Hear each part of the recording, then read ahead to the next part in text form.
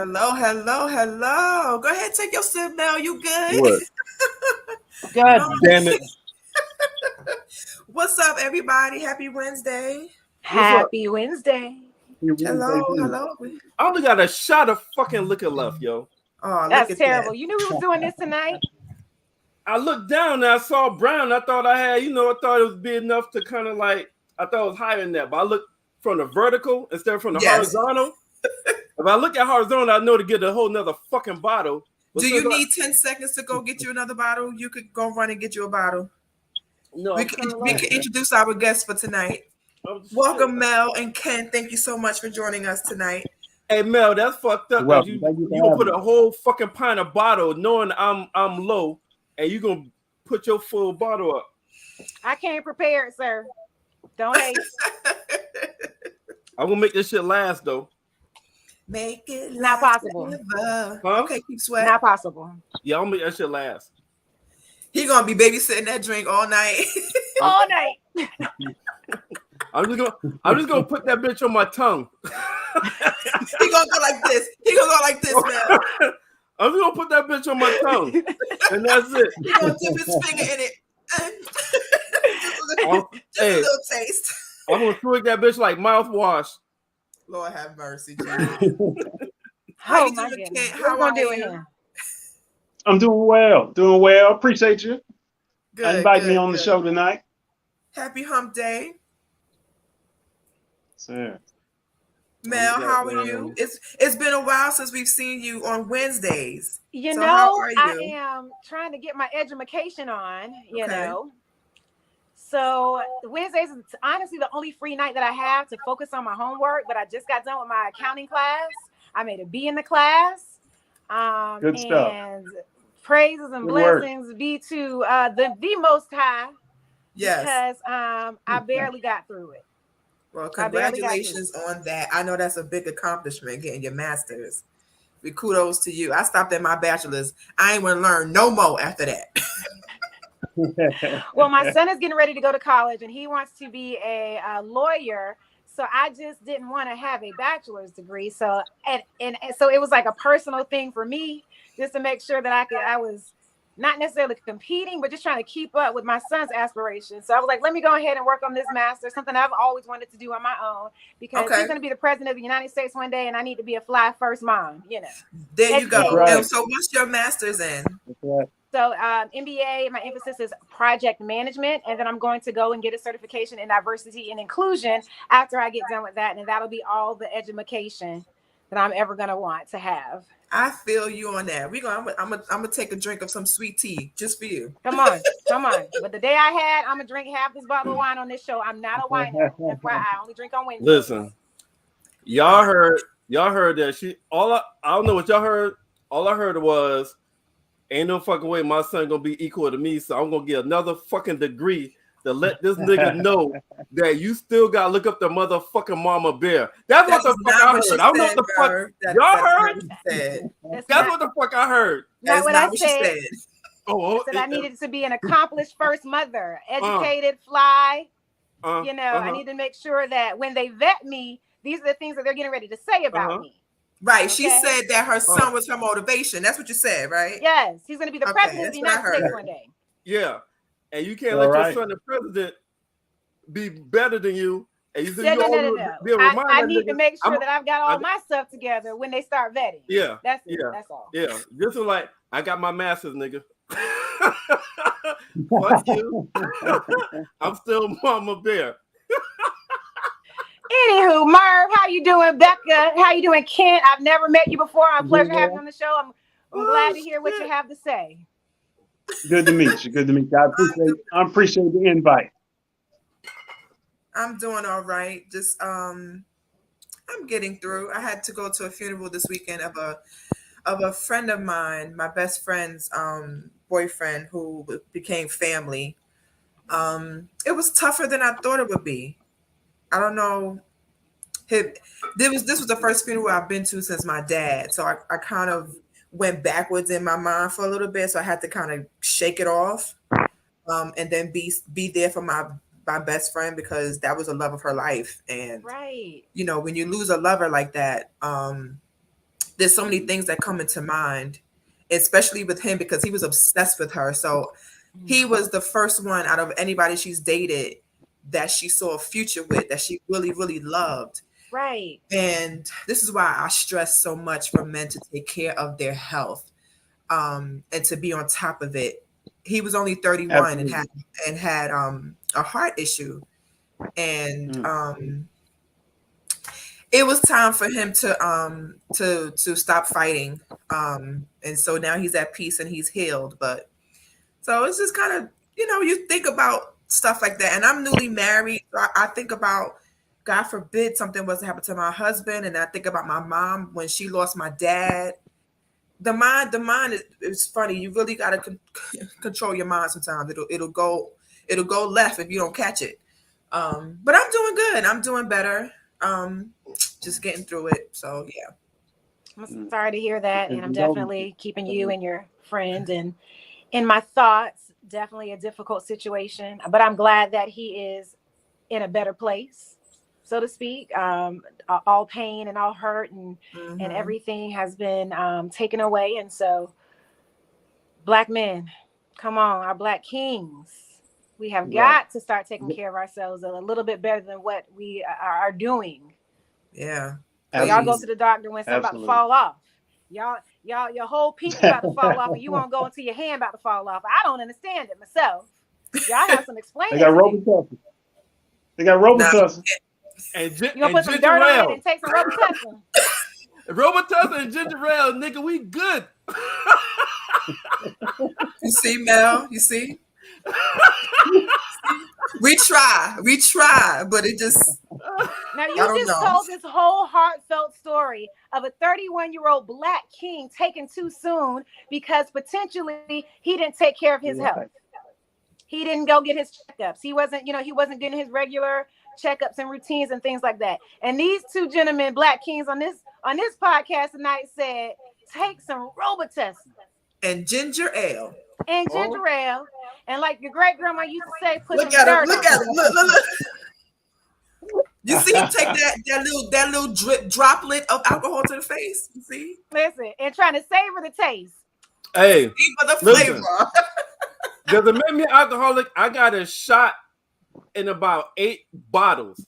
So if I hit all 8 bottles, get that ounce out, I'll be all right. Exactly, Merv. You will be all right. That would make me alcoholic. Absolutely not. You can do what but no, you're right. Do. You can do what you want to do and live in color.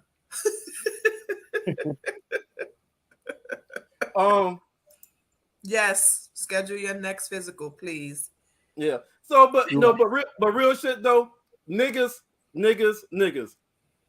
Stop waiting till something is wrong and you about to die before you go to the doctor. Start scheduling an annual physical, whether you feel bad or not, and just go get a regular checkup. Just start doing that. But yeah, niggas is bad at that. Niggas is very bad. Right. And here's the other thing: if you don't have insurance, the emergency room will still take you. Yes, just be prepared for the bill. Yeah, you can't go there for and say I need to get a physical. Just say, hey, something don't feel right.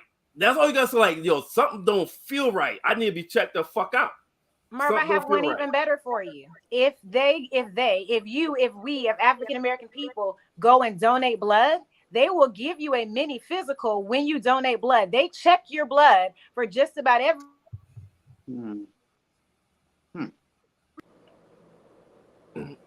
We can hear you now. Yeah, we can hear you now. She got to put that do not disturb on because that's what she's doing. I guess so. What she was saying is that if you go give blood, by default they give you a physical, so it kind of gets them both out of the way. But let me tell you where you're gonna lose niggas at, because when you donate blood, you telling niggas, yo, I'm gonna give blood. I gotta go. I'm gonna give blood, and that's a definite needle in your ass. So 1, I gotta give blood. 2, you gotta put a needle in me to take this motherfucking blood. So that might turn some niggas off. So I'm Yeah. just gonna say, yo, But would tell you him something would wrong you with you. rather that than unfortunately your health taking over? Would you? A needle is fine, What- right? I mean, okay, listen. And it's not in your ass; it's in your arm, people. He's just being funny. A needle in your ass is a whole nother issue that we Yeah. will not Well- discuss on this here pod. This is not a medical pod. Hey, what the hell So is if you this ever right need a here? needle in your ass, But let the Russian get a tad bit softer. We run to a doctor. Hell yeah! What the fuck you talking about? That is major. That's a problem. That means something wrong. If your dick can't get rock hard, of course something wrong. You gotta go get that shit checked out. Your blood not flowing. I gotta go. Yeah. I need some vitamin B pills. What vitamins is gonna get my blood flowing to get my dick hard? Of course. Then you know something wrong. right? And even though that sounds funny, that is really true because that is a sign that something Yeah. is wrong. Yeah. Yes. Yeah. So yeah, yeah, hell It's yeah. all right, LaShonda. It's okay. Listen, that means And usually, something possibly wrong. usually it's your heart. Huh? Yeah. Oh, I said, and Hold up. usually it's your heart. Erection problems deal with your heart? Yeah, usually some way they're usually some way Are forming connected. some cardiac blood flow, some of that an issue there. Oh, okay, got you. Like the blood Like flow. thyroid Unless issues you're are diabetic. connected to your heart. Oh, okay. Or unless a girl broke your dick. I mean, Bobby Schmurder said he was taking a 6-month break. Hey, unless a girl broke your dick. every girl And don't that is have very rhythm. possible. Every girl don't have that rhythm to ride, and some motherfucker up and down, and boom, they say dick broke, and you let the motherfucker off. What's the white movie when they had a road trip?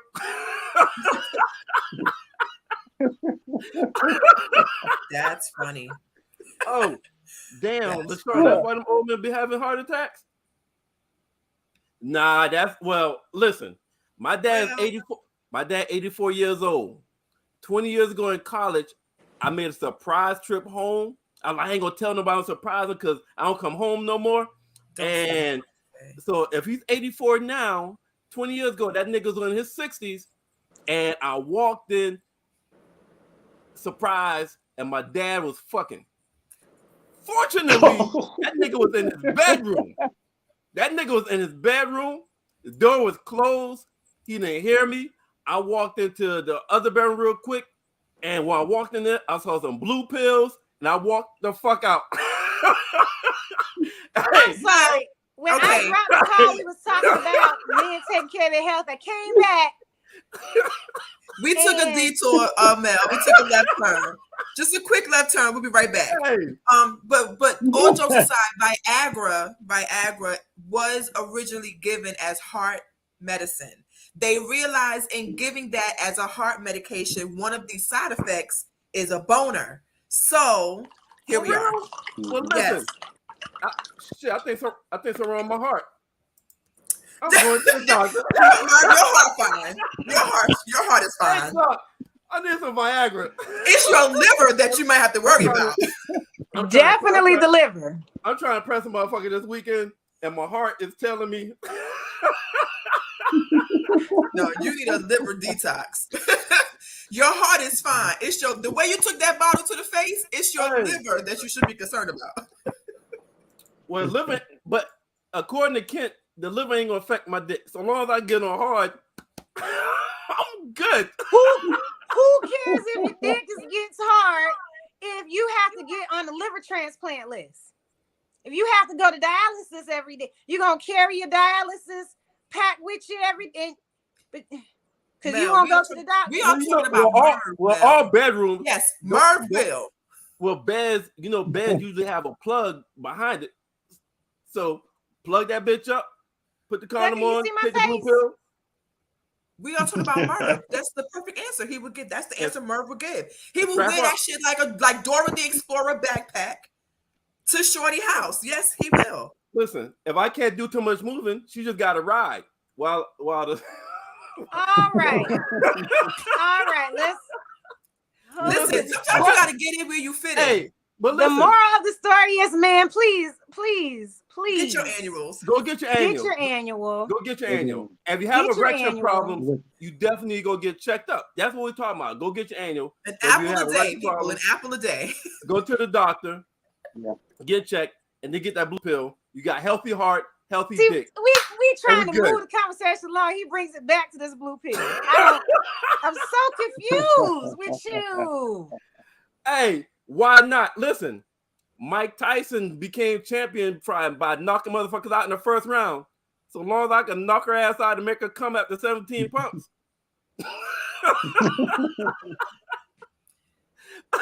Stay in school, kids. This is not a medical pod.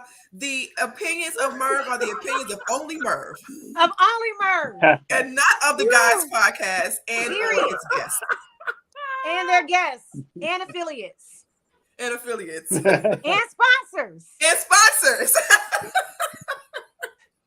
I'm just Purely. saying. This is the Merv show because we don't subscribe to this. Well, it's hump day, so here we are. Aha. Aha.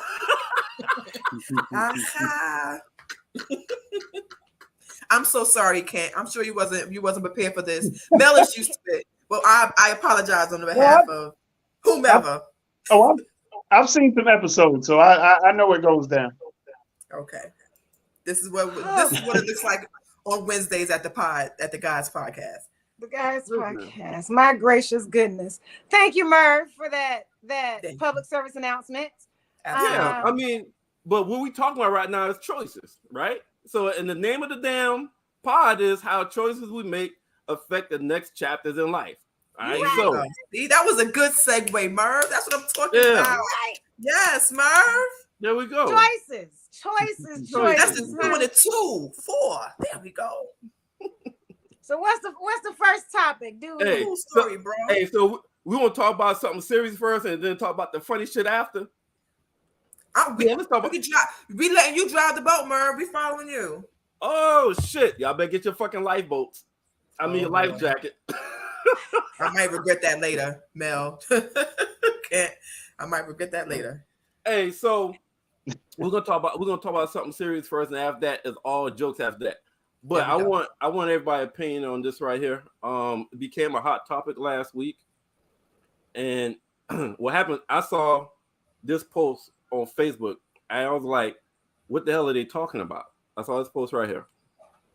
It said, "Wow, so the girl who took her prom pics with the gun lost her scholarship."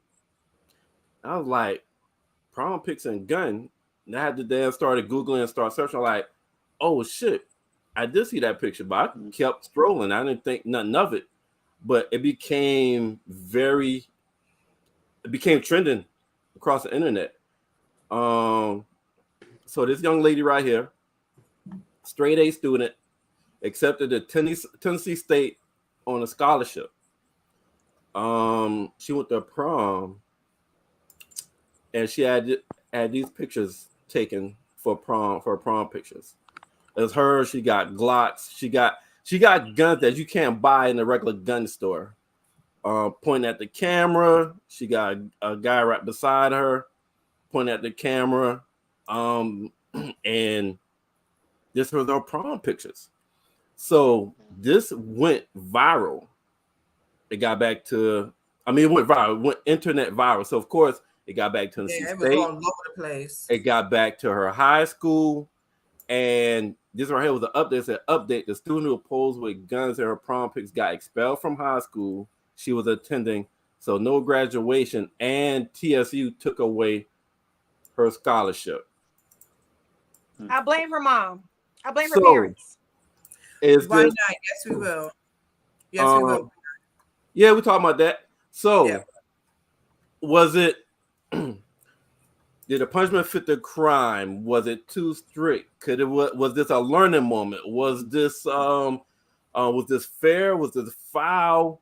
What are your thoughts on, because she like straight A student? Apparently up until this point there was no issues. Scholarship to Tennessee. After those prom pictures, expelled from school, no high school graduation, and Tennessee State took her scholarship, so she's not going to Tennessee State now. I have a senior getting ready to go to prom this weekend. Never in a million years would I allow him to do anything to jeopardize his career as a politician, to jeopardize him graduating. He's speaking at his high school graduation. As a parent, as a mother, we got to think for our children sometimes. And that's something that she probably wanted to do, but that's her parents' fault. Absolutely not. Who took the picture? She's not to blame. She's a child. That is a child. She should have had a more common sense and enough wherewithal to know I'm a straight A student. I have a scholarship. She should have known not to do that, but I don't blame her. That is absolutely the fault of her parents. They should have protected their child and didn't. So that's my position. Did the crime fit the punishment? Honestly, that's not the point. The schools have a zero tolerance policy, point blank, period. No matter where you're at. If you're posting pictures like this at home, who knows what you're bringing to school? You just said that these aren't even guns that you have the ability to purchase, right? Where did you get the guns from? Yeah, you can't just go into like a Walmart and get those kind of guns that they had. Like, so Trey Gass is making a good point. Meanwhile, Becky, Nikki Lynn, Richard, and Chad are taking pics of AR-15s. But guess what? We are held to a higher standard no matter what. It doesn't matter if you're in high school. It doesn't matter if you're in elementary school. It doesn't matter if you're in college. There is a bias against African-American people as a whole. It's not fair. It's not fair, but it is what it is. So because we have to hold ourselves to a higher standard, this never should have happened. I blame the parents. That's my position. It is what it is. Does the crime necessarily fit the punishment? No. Can Becky do the exact same thing and get a slap on the wrist? Absolutely. But that's just where we are in society. It is what it is. And because we already know where we are with racial tension and the bias that we have between African-American children and their Caucasian counterparts, we have to hold ourselves to a higher standard. We have to have a better expectation for our children and ourselves. And I blame the parents. That's it. That's my position. I blame the parents. It's their fault. Kent, you want to chime in? Yes. I agree with the things that Mel was saying about definitely parents need to be involved, especially when something like that's going on. Because obviously there was no parental, control, or there was no definitely getting any advice prior to taking that picture there, or where they were taking the picture. My biggest issue was being that it was at, TSU, if I'm not mistaken. Being an HBCU, you would hope that they would have, I don't know what their ethical code is, or their as far as their rules, as far as within admission, that if this is her only offense, or anytime she's ever been in trouble, I would hate that this would ruin her life after one one bad mistake, because it's an awful mistake, and it kind of lets you know that the power of social media, how it can, one click can ruin your whole life. So that's something that we should all, we can all look at that. The wrong click, it's over. Depending on what you put out there. I would just hope that she would get a second chance. I'm just speaking for myself. I've made some poor choices in life.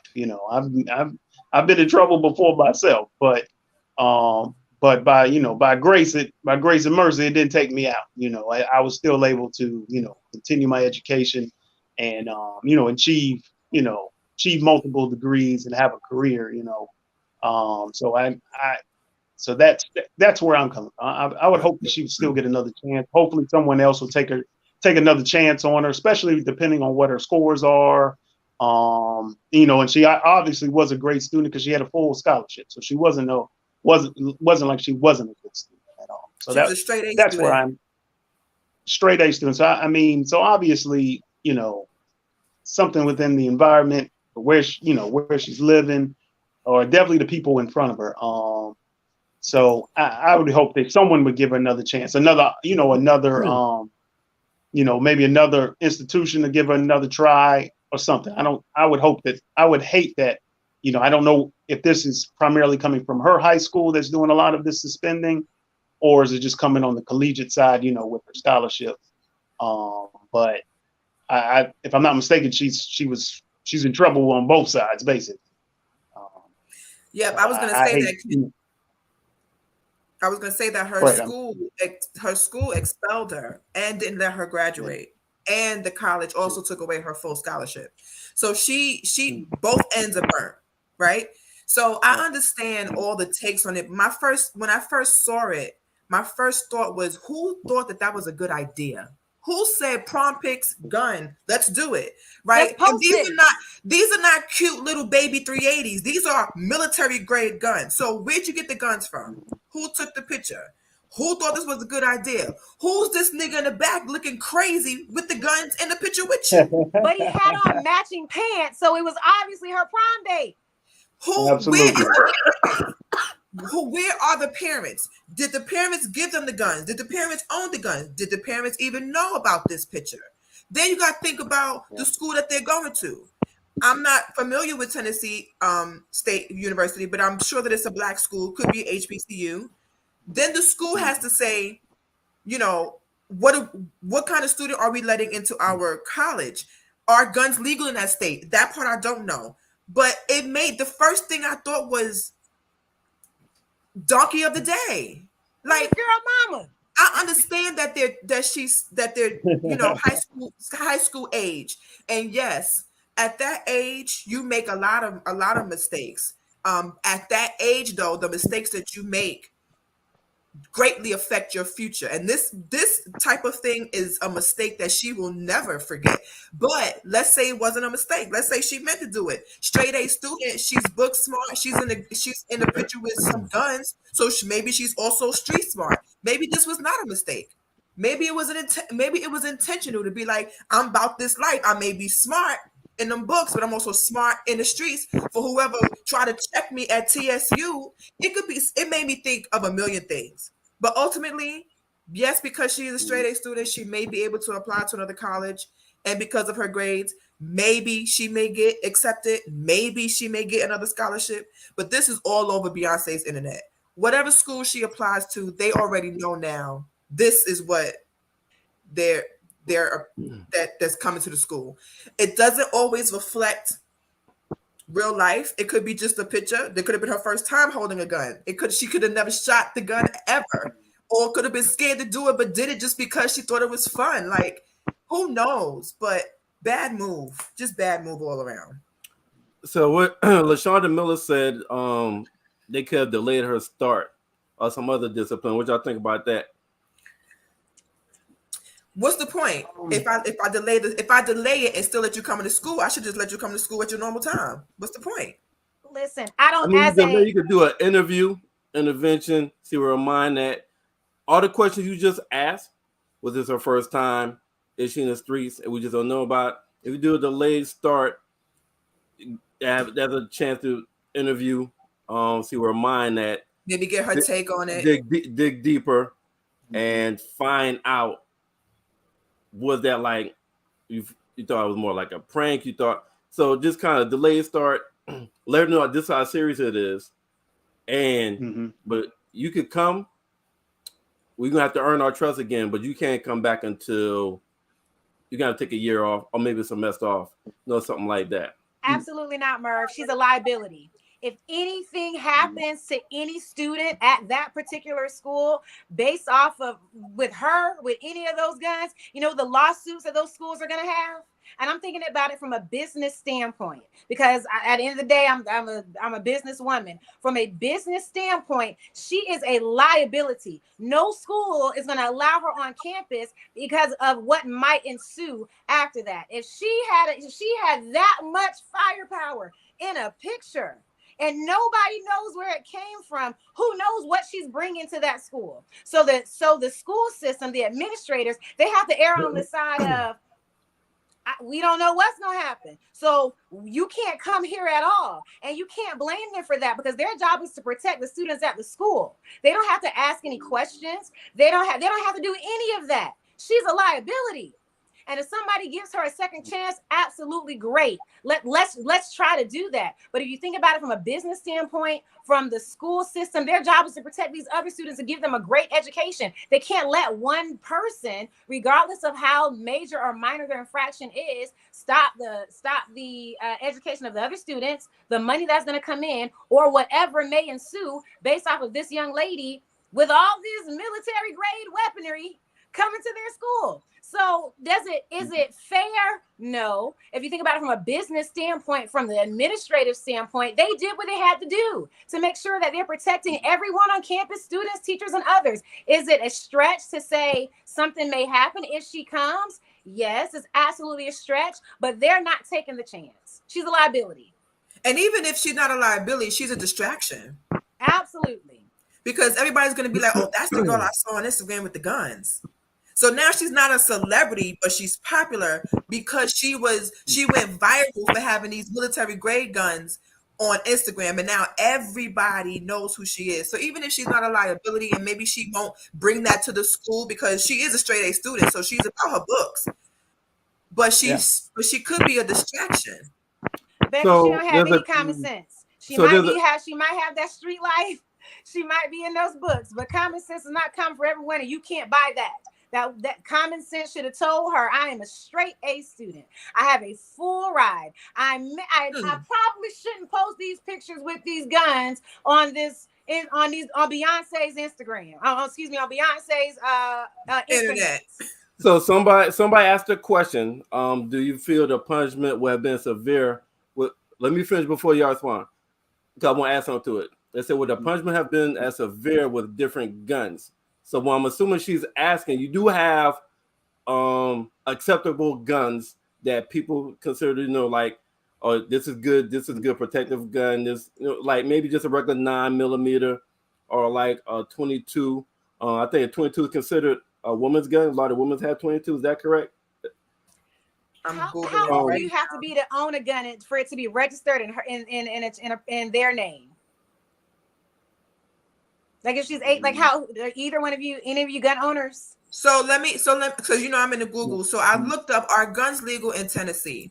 And it says guns are legal with few exceptions. Tennessee prohibits the possession of machine guns, short barrel rifles, and shotguns, which is exactly what she was holding in that picture, a shotgun. So back to the question, do y'all think the punishment would have been severe if it was acceptable guns that you could walk into Walmart, like, let me get that 22, or let me get that 45 or that 9? She was a minor with the gun. It doesn't matter. Yeah. I think it would. Is it 18 or is it 21? Okay, go ahead, Kent. I mean, I think the picture does a lot more damage than brings a lot more light to the as far as the damage and what it looks like. Doesn't make it look any better. Possibly, depending on what they're doing, with the guns, that makes a difference. But if it's probably a handgun, it might make a difference in how it looks, because when people see, some form of an artillery gun, they're thinking about school shootings, mass shootings, things of that nature. Now, granted, what's to say what the school would have done either way, what a high school would have done, as far as expelling her, or depending on what you had, even if, like, say they, on that picture there, they took out the machine gun and she just has the handgun in her hand. It probably would not have been as, I'm just thinking it wouldn't have been as obvious. You could still see the handgun in her hand, but that what's down on the dress is definitely, it catches your eye a lot stronger than what she has in her hand. So that's what I would be. That's what I think about that. The gentleman reminds me of the "Don't be a menace to society while drinking your juice." Yeah. Me.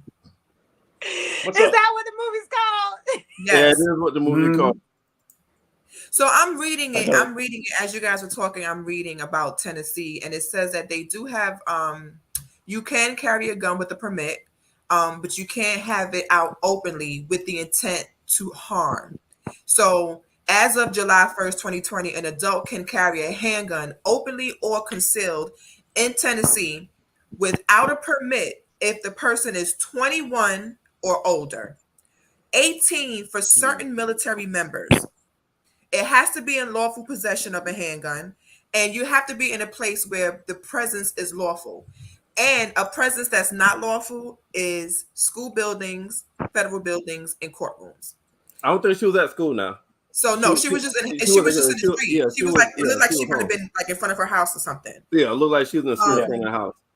So 21 and older is the law in Tennessee. So again, maybe if it was a smaller handgun, the punishment might have been different. If she wasn't pointing at the camera, it might have been different. If she didn't have Kodak Black behind her ass, it might have been different. It could have been a couple things that might have changed the outcome. But nonetheless, it gives the impression, if I'm going to openly post this on a public social media site on my way to a college, if I'm staying on dorm, let's just say I'm staying at the campus, I'm not going to be able to have this on campus, right? Obviously.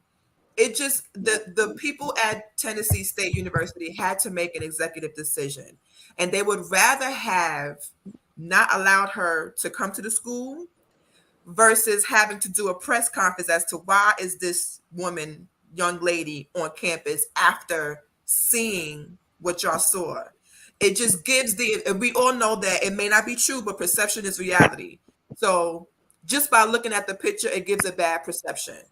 So the picture doesn't say that she's a straight A student. It just doesn't look good. So we have Sean that said it doesn't matter if she has a crowbar. The picture incites a level of violence by a kid. And these days, our black kids are already at risk. And this does not help. Absolutely. Yeah. The topic of the show is what? What's the topic of the show? I got you. Come on now. Bring it back to, yes. I got you. What's the topic of the show? How choices make affect the next chapter in life. So guess what? This was a learning for her.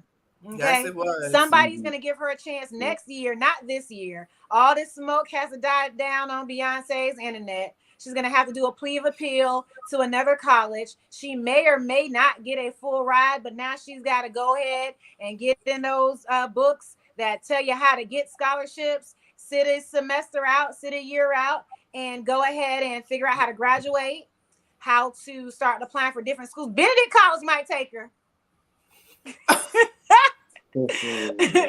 but in all seriousness, I do hope that this young lady is able to recover from this devastating life choice. It is unfortunate. It is a decision that was made, and I hope that she learned from it and that she's young. She's going to be able to recover. And I just hope that it doesn't take as long to recover from this small mistake. I think that's a Benedict alumni right there. I wasn't trying to be funny. All I'm saying is she may be able to do a plea of appeal at certain colleges that may be able that might accept her. Benedict College is an amazing school. I just did career fair at Benedict College, and so. All I'm saying is she has options. Don't backpedal now. Stand your ground, Mel. Don't back down now. But I'm like, to be honest, Benedict College might take her. It's not going to be this year though. She's going to have to reapply. She have to figure out how to graduate and just pivot. It's all about a pivot. I know, LaShawn, but it was funny about saying you're the Benedict alumni. Okay, this my show.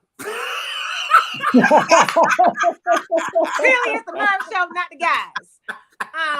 But again, like in all honesty, she's gonna have to pivot. This is a hard thing for some people to do. Some people don't know how to recover when their dreams are shattered, when the goals and everything that their aspirations that they're wanting to achieve. This is going to be a learning experience for her, and not just what to post and what not to post on social media. It's how you pivot and recover. The people in life that are most successful, they don't back down and crawl into a corner when they're faced with adversity. They figure out how to get the job done no matter what. And this is just going to be a testimony of who she is as a person, how she's going to be able to pivot and recover. Again, she's young, and I think she'll be able to do it. Straight A student.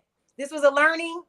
It is what it is. Yep. Is she going to be able to recover? Absolutely. I think she will be able to. But I guarantee you, she won't let her children pose with a gun like that in a prime picture. So let me ask y'all this, all right? Because I know each one of you a little bit, so I kind of know a little bit about your upbringing, just a little bit. So I know what I'm about to ask. Y'all didn't go through what I'm about to ask. Let's say she grew up in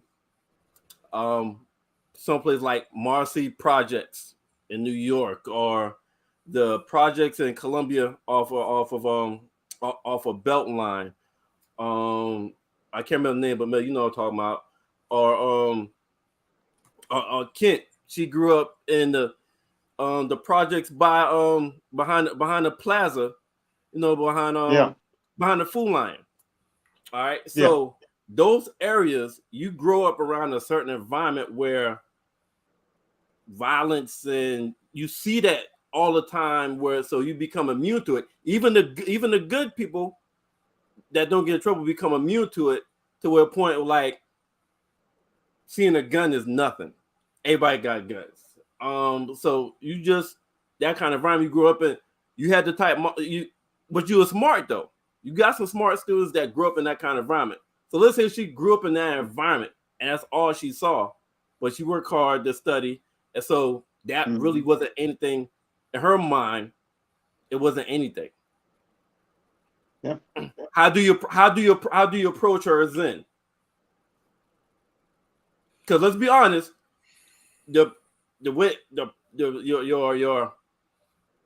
environment that you grew up in can affect a little bit of your outlook when you're 17, 18, or the choices that you make.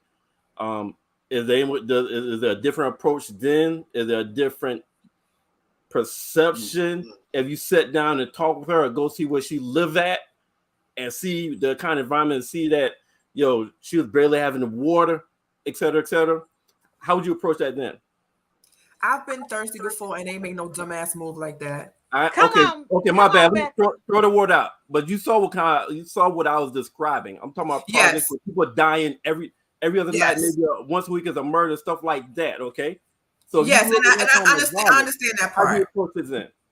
I understand that part, and sometimes you can't aspire to be something else, especially if you've never seen it. Sometimes you are a product of your environment. Sometimes your mind is in a bubble because you only really can see what you've seen, if that makes sense. I get that part. However, if all of those instances are true and she still ended up a straight A student, she's able to do great and make great decisions amongst that environment, because being a straight A student is not easy. My daughter's in 6th grade, and the stuff that she's learning, I couldn't learn. Trust me. I don't know what A plus B is. Okay. Math to me is numbers. I don't know how to add letters. I ain't there yet. I don't listen. E equals MC squared is a Mariah Carey album. I swear it stops for me. I have no idea. I only know that my bank account got money in it, and I know when it don't. That's it. Swear. And I work at a bank, and I deal with bank fraud. I see numbers all day, and I don't know what the 1 and the 1 equal. I don't know. All I'm saying is, if she's able to make that choice to be a straight A student in amongst of adversity, then your other part of the brain has to kick in and say, I should not, or maybe I should not do this. If there was no adult there to stop her, still at some point if she's on the internet in this way, I'm sure at some point in her 17, 18, maybe 19 years of life, she has been in contact with what a good decision looks like. This was not it. All right. Kent, Mel, anything to add to that? I mean, I believe your environment does play a role, but it doesn't make a difference that the world ain't, the world's not fair. Fair is a place where you get, corn dogs and turkey legs. I mean, it's just the world's not fair. So hopefully she'll take from this from this the choice she made and grow from it. The big thing I was wondering, like, I would hope that there would be someone at the school, like an advocate, who could step in and speak for her. If she was a really great student, that someone could be an advocate and assist her, and I'm assuming there's some form of appeal process with an expulsion. Everybody I know that had to go up against for expulsion, there was some form of appeal before they kicked them out of school. So I'm assuming that is still going on today. So hopefully, you would think there would be, if she was a really good student, there was someone to be able to speak up for her and help her with that situation, despite it being a poor choice.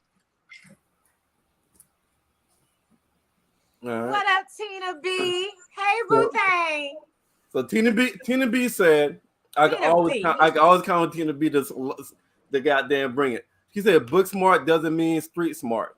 Everyone doesn't have both. We all have made bad decisions, and we all didn't like being called dumb because of it, or the saying that we deserve the punishment we get. And that's true.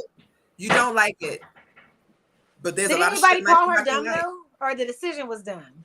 No, she was just saying, well, the decision, but there's going to be some things that we don't like, and that's life. And yeah, she may have in her mind said, I should do this and should not get any consequences because of it, but that's not life. That's not life. You not liking it don't mean shit. She made a life decision, a lot of shit choice, we don't like, and unfortunately, this is what happened.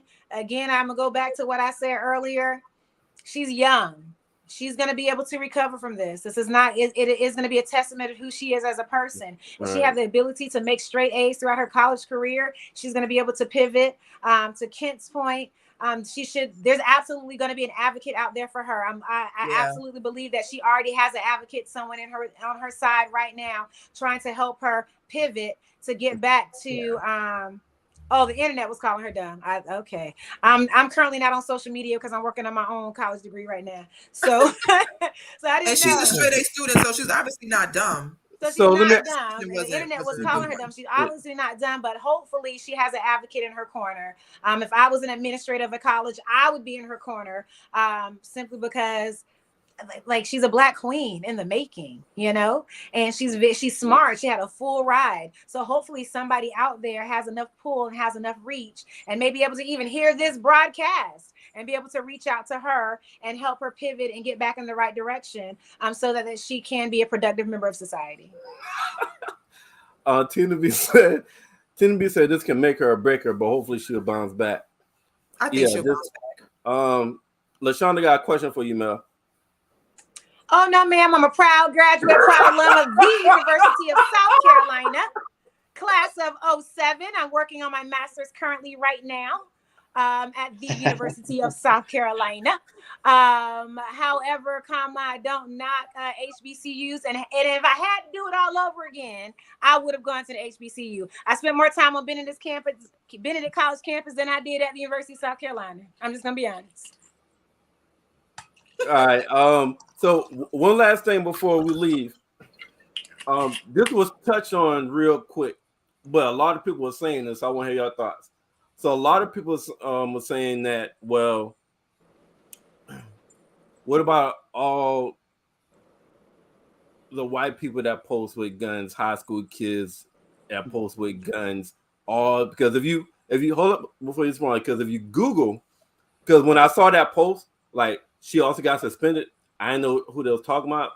So I was trying to find it. You go to Google, YouTube. When I Googled prom pics with guns, it was 90% white people. Like 5% Black people. So there was also some people being said that they didn't like it because of the fact that white teenagers and that's that same peer group, same age peer group, post pictures with AK-47s, semi-automatics all of the time, and it's not going viral. It's some prom pics too with white people and semi-automatics, and it's not going viral like this. Punishment didn't go like that. The grading didn't go like that. the negativity didn't go like that. So they're like, well, damn,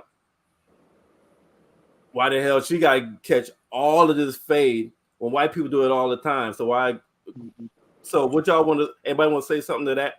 I'll go real quick. I'm sorry, because I'm very passionate about this. My mother raised me with the understanding that I had to be 10 times better, that I had to be 10 times smarter, that I have to do 10. I have to be the best of the best, no matter what, just because I'm African American. It is what it is. It is not fair.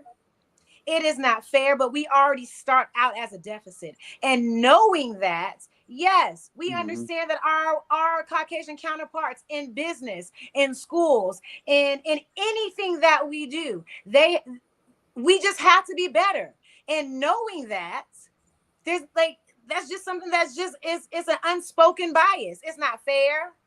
It's not fair. It doesn't make it right, but it's the reality of where we still are with the racial tension going on in America today. This is the reality. And instead of us trying to coddle our children and making them feel like that they have arrived just because we are able to be educated with our Caucasian counterparts, that we are able to drink at the same water fountain, it's still the same unconscious bias that they need to be aware of and be raised with an understanding that no matter what, you are still going to be held to a higher standard. Point blank, period. White children are not going to get the same punishment just because of the schools that they're at, the school systems that they're in. It's just not going to happen. That's the reality. It's not fair, but it is what it is. And when we continue to raise our children with a mindset that they still have to be 10 times better, we are still not equal. Period. And this is a testament to why we are not equal. We're not. And again, it's unfair, but I raised my son to understand that you have to be 10 times better. You can't make the same mistakes that your Caucasian counterparts are making because you are going to be held to a higher standard simply because you're African American. And so when we continue to raise our children this way with the understanding that they still have to be better, they still have to make better decisions, it doesn't make it fair, but this is still the life that we're living in. And so that's my 2 cents. And it's not fair, but it is what it is. And this particular situation is proof. Anybody else want to chime in? Ain't nothing else to say after that. That's it. No, that's it. That's it. All right. So mic drop. But it's really going to be another glass of wine I'm about to pour. Hey, mic drop. And Mel, you say all that to say what? How choices we make affect the next chapter in our lives. But it's all about the pivot. How are you going to recover from the choice that you made? Word of the day, pivot. Pivot. Right. So, we're going to pivot right now because this came up on Facebook, and there was a lot of comments about it, and I'm glad we got 2 males, 2 females. Oh, is it okay to call y'all female? I mean, yes, it is. I'm a woman's 100%. Oh, shut up. I'm all 100%. Yo, so this came up in the Facebook post, and it was a lot of individual conversations under this post. So the post was about one of our USC alumni posted this. He said, "This may sound like gender rolling and may affect some people, but I don't care." And he went into talking about how he has homegirls who just talked to him about she has to coach her son's soccer team because nobody else will step up to coach the son's soccer team. Not even the other parents or dads from the other sons on the team. And then it dived into also moms taking sons to the barber shop. Also, where it was like, oh, the baseball team. There you go. She was on that motherfucker. Keep them honest. Keep them honest, LaShonda. Hey, yeah, so I might slide to the left. Lies. Hey, keep me straight up and down like 6 o'clock. God damn it.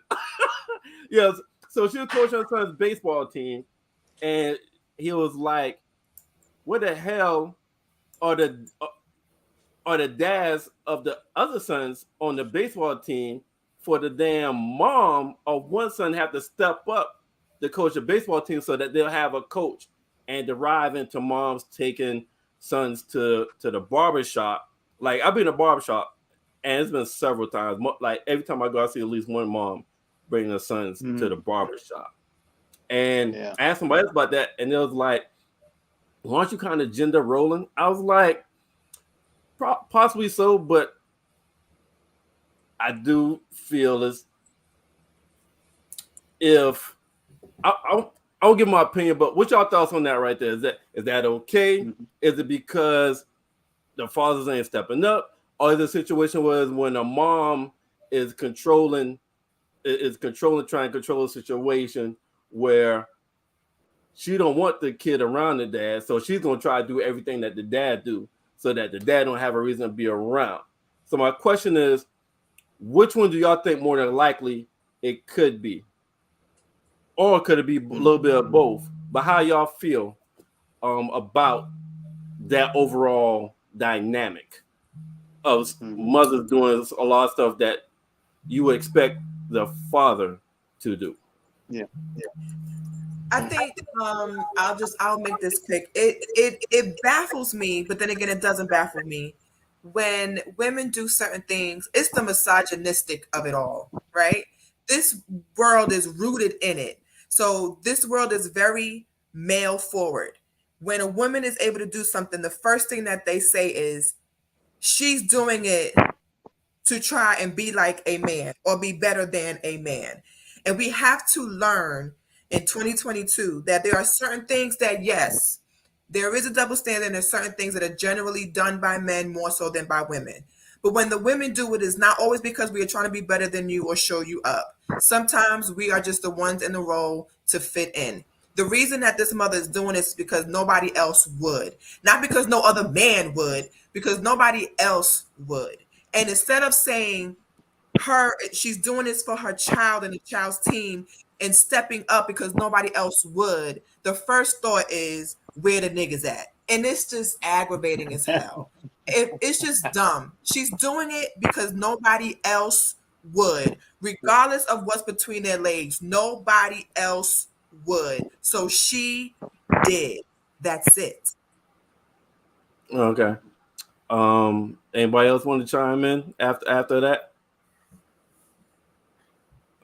In most instances, you're going to see, there will be a male that would be the head coach of a boys baseball team.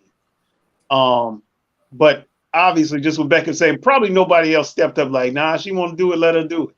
And also, she may be more qualified to do it. Maybe she was a great softball player. I was getting ready to say that, kid. Dawn Stanley. She could be. She could, absolutely. She could have a background in softball where she knows, she's a, as far as knows the game from that angle. So with that being said, and if the kids are, kids are responding to her and they're playing for her, I don't have a problem. Not at all. Ken, I'm gonna piggyback off of you because I was waiting till everybody went. But I'm just thinking to myself, I loved softball in high school. Like, I loved the game of softball. I have my own women's kickball team right now. I'm the captain of a women's kickball team. So why can't it just be she has a love of softball? She knows the game. She knows the technique. She's able to teach these children, and nobody else stepped up. So because nobody else stepped up, and she did it. And so I was a single mom as well, but my son's father was in my son's life. But I still used to take my son to the barbershop. My son turned 12 years old, and he told me I couldn't come in anymore. And I was like, why not? He was like, just drop me off at the barbershop. And then I would get dressed up to the barbershop. He would say, is that what you're wearing? And I'm like, it's a dress and some chucks. He said, no. And so I didn't know any better. Like, sometimes his dad would take him, sometimes I would take him. But when that little boy turned 12, he told me to drop him off. I could not come in. I wasn't allowed. Wasn't no reason to go. And I felt some kind of way. But I understand now that those men in the barbershop used to pick on him when I walked out. They used to pick on him. I asked them. They were like, man, your mama fine. Or man, like, your mama, who your mama dating? Is your mama single? And he didn't want that slack. He didn't want to hear those things. He didn't want to hear the comments that the men in the barbershop made when I walked out. Because I would walk in, this is what my son wants. 8, 9, 10, 11 years old. Like, I didn't trust him to say that, to come out with a haircut that I thought he should have. But when he turned 12, he told me I could not come in the barbershop with him any longer. And I had to respect that young man. So that's my answer. Okay. Yeah, it depends. Everything could be situational. Yes, they could have been the mom could have been a college basketball player, college baseball player, college soccer player. The mom could be, because you have women that's in the sports.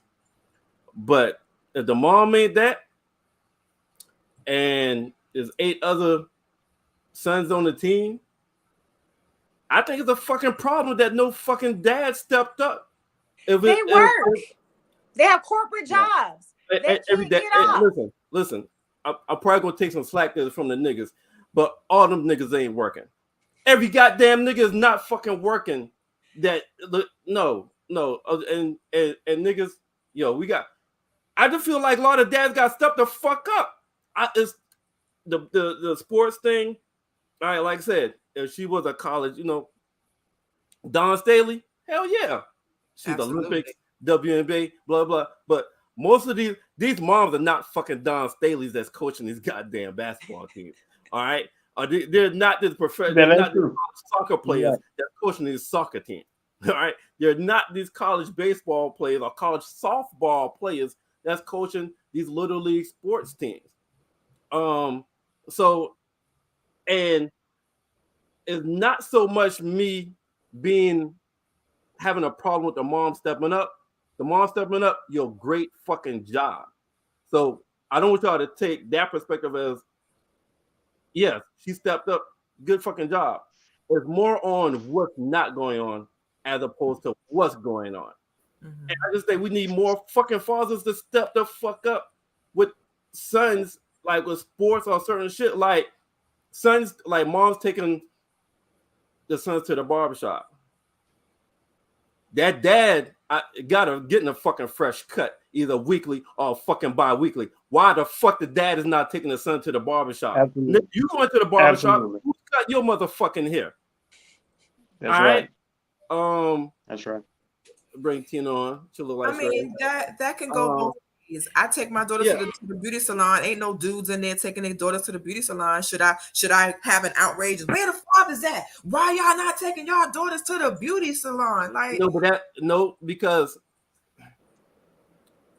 it's a beauty salon.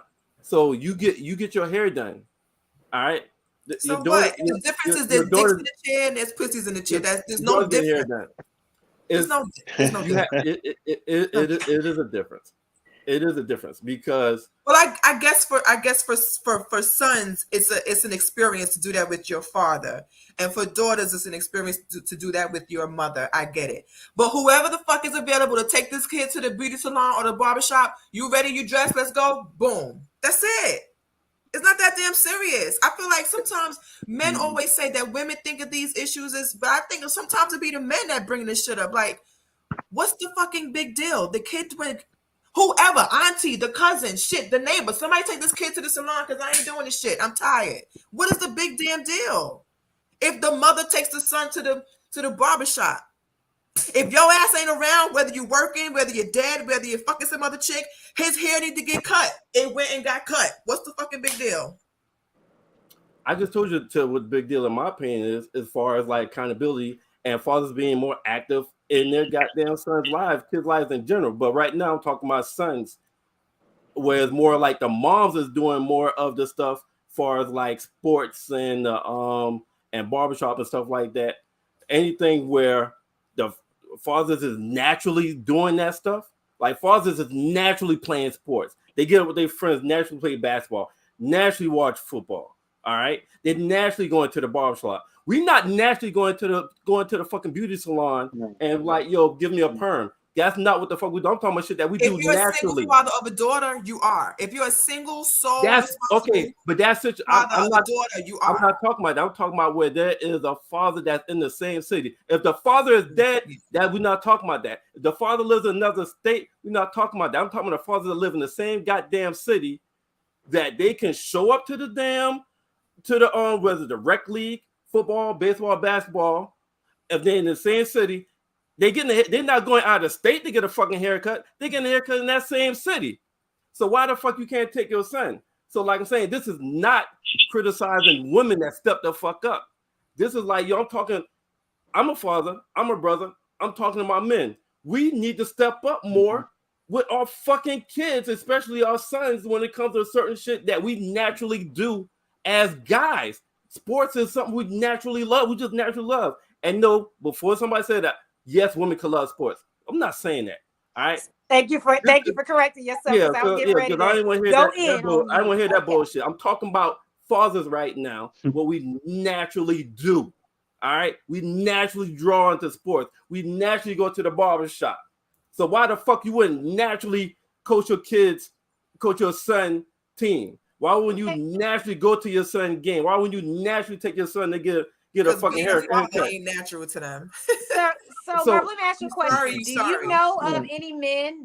Are you friends with men, family, cousins, or whatnot? Ken, I'm gonna ask you the same question, that aren't taking care of their children.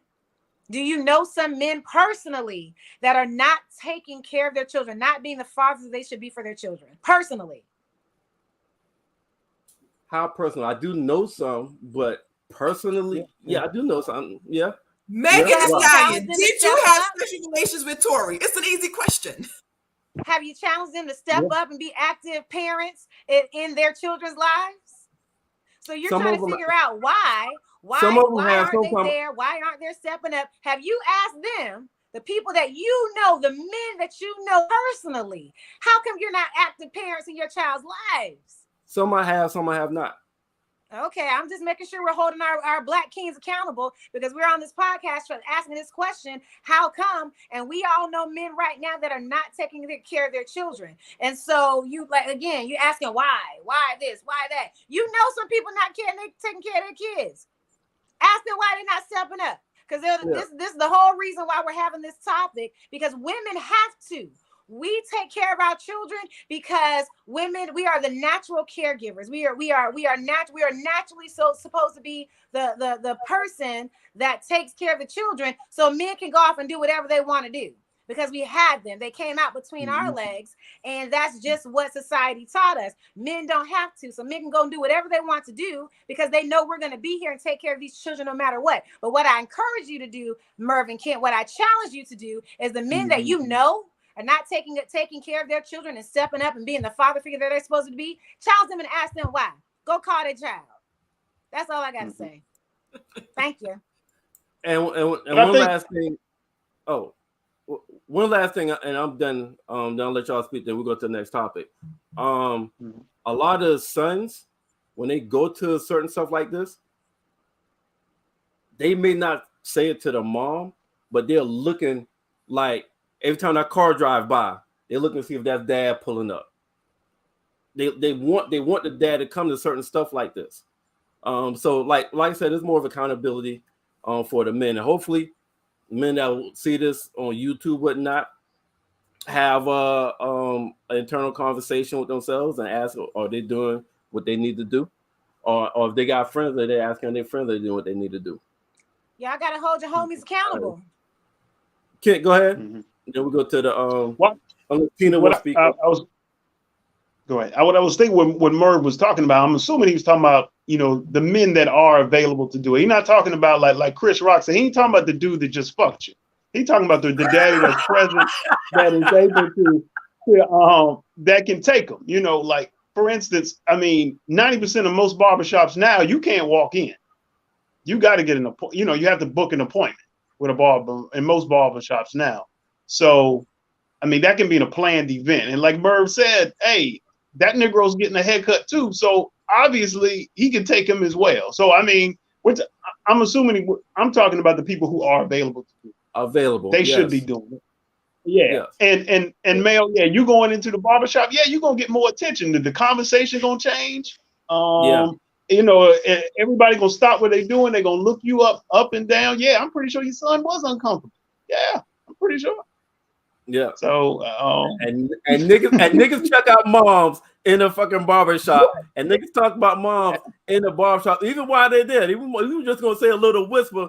If you ever in a barbershop and you see two niggas laughing or chuckling all of a sudden, yes, they're talking about your ass. Well, I haven't been allowed in the barbershop since my son turned 12. He's 18 years old now. So yeah. Smart man. All right. We go to the next topic. Unless Tina wanted to speak on that one. You good on that? All right. That's all the now that we got all the serious shit out the way. Wait. Now that we got all the serious shit out the way. You gotta turn that Merv. Yo, so listen. We got what's this comment right here? Can we say hey to Tina B though? Because I miss her. Hey Tina. How's life, girl? What you been doing? What's going on, friend? I'm at work. I can only do the pod from work, so I'm here. So why not said barbershop is like wolves looking at meat when moms come around. That's funny. All right, so and the moms like that shit. Next. Oh boy. Let's see. Let's talk about. Let's go ahead and get this right here out the way. So. What is it? So apparently, like this was just said. You know, I think Ray J is saying stuff to try to stay relevant, but you know, I'm gonna follow up the bullshit. So Ray J said that the video leak of Kim of the sex tape was all planned, and the Kardashians was in on it. He says that while he and Kim were dating, he jokingly floated the idea of putting out a sex tape of theirs in the wake of Paris Hilton's video leaking, which elevated her status and celebrity.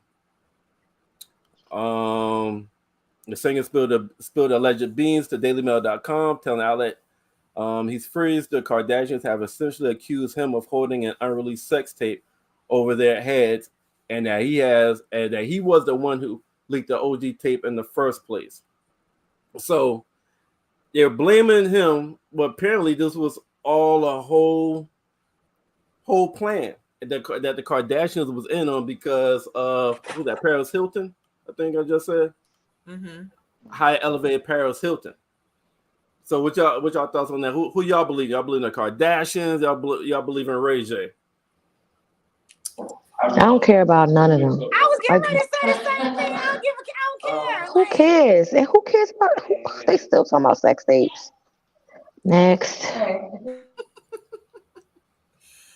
Yeah, I could care less, but I kind of believe Ray J only because the Kardashians have always been able to work the media very well to their favor. So I could see them being okay with something like this if it means where they are now. So if back then they foresaw them being billionaires and being able to manipulate the media and milk it for as long as they could, they saw that outcome, then I do believe that they would initiate this happening. It's been leaked because it is 2022 and we're still talking about this damn tape from Ray J.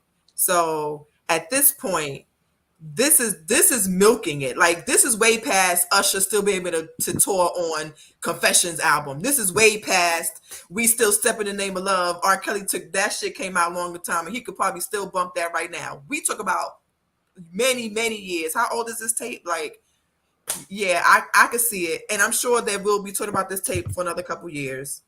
I'm sure when North and all of them get older, they're gonna say that's why your mama made a tape with Ray J. So we'll never stop talking about this. I don't mean we.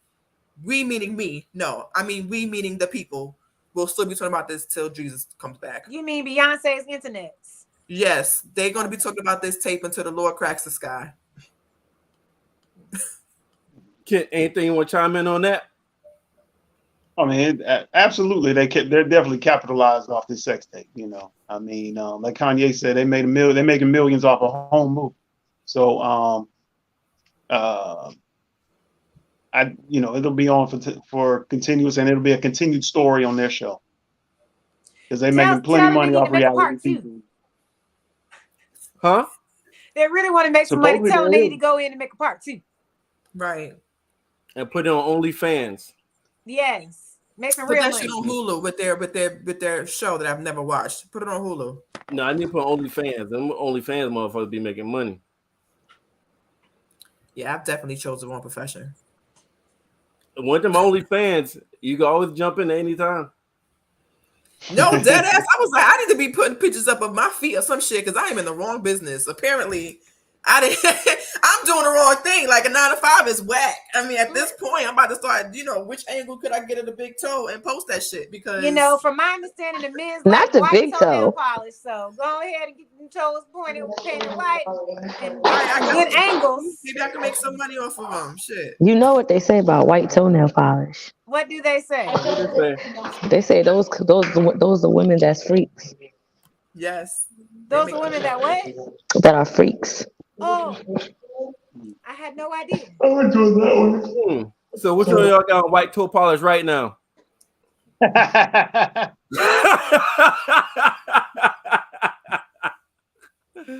y'all see? Oh, okay. That's how she got her ring. No.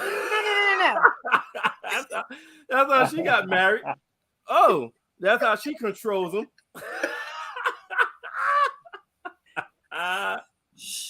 Okay, gotcha. All right. So now I knew it, Becca. I knew it.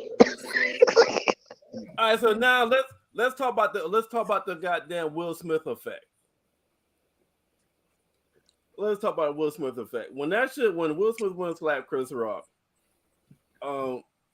everybody said that's gonna give an open line and give people confidence to just sit there and run up. So Dave Chappelle was attacked on stage at the Hollywood Bowl. A 23-year-old man was arrested on suspicion of assault with a deadly weapon.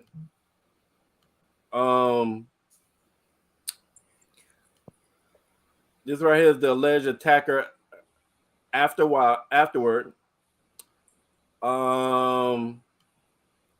this is the dude that attacked Dave Chappelle. But who did the attacking? Cause look at his face. Yo, They got his ass. They beat that nigga ass. You talk about dog walking? Yeah. They got his ass. Is his arm broke? He apparently Look at it. Ugh. Yeah. He's being held on bond. He's being held on a $30,000 bond. For assault. He had a weapon on him. It was a replica gun that was really a knife. It wasn't a gun, it looked like a gun, but it was really a knife. He had that on him. And when Dave Chappelle was leaving, was like walking on stage, that's when he attacked him. Security guard jumped on him real quick. I saw the results from it, and right. See, that right there showed people that if you thought y'all could pull a Will Smith, you thought wrong. Because everybody ain't gonna let you rock like Chris Rock did. Yeah, pun intended. Everybody's not gonna let you rock. Because one person you should not run up on is Dave Chappelle. Put that on the list. So we have a list now. We have DaBaby, Mike Tyson, and now add Dave Chappelle to that list. People you should not run up on. Unfuckwithable. Right. Well, DaBaby looked like he just be starting stuff. Like I don't know. But everybody else was antagonized. Hey. So that man saw Dave Chappelle, didn't like something, And what the fuck did he do? What should he have done? What the fuck should he have thought about? Dave Chappelle's security. How choices we make affect the next chapters in life. That's what the fuck that nigga should have thought about before he made that next choice to run up. And then Chris Rock runs on stage talking about, is that Will Smith? Boy. Right. Yeah. So apparently we know Chris Rock is okay. His ass been mute since he got slapped. So now we know he's in a jokey mood. Okay. Dave Chappelle said somebody paid him. Remember, Chris Rock said he ain't gonna say nothing on it until somebody pay him. Well, somebody paid him. Dave Chappelle said the girl was a trans. Wow.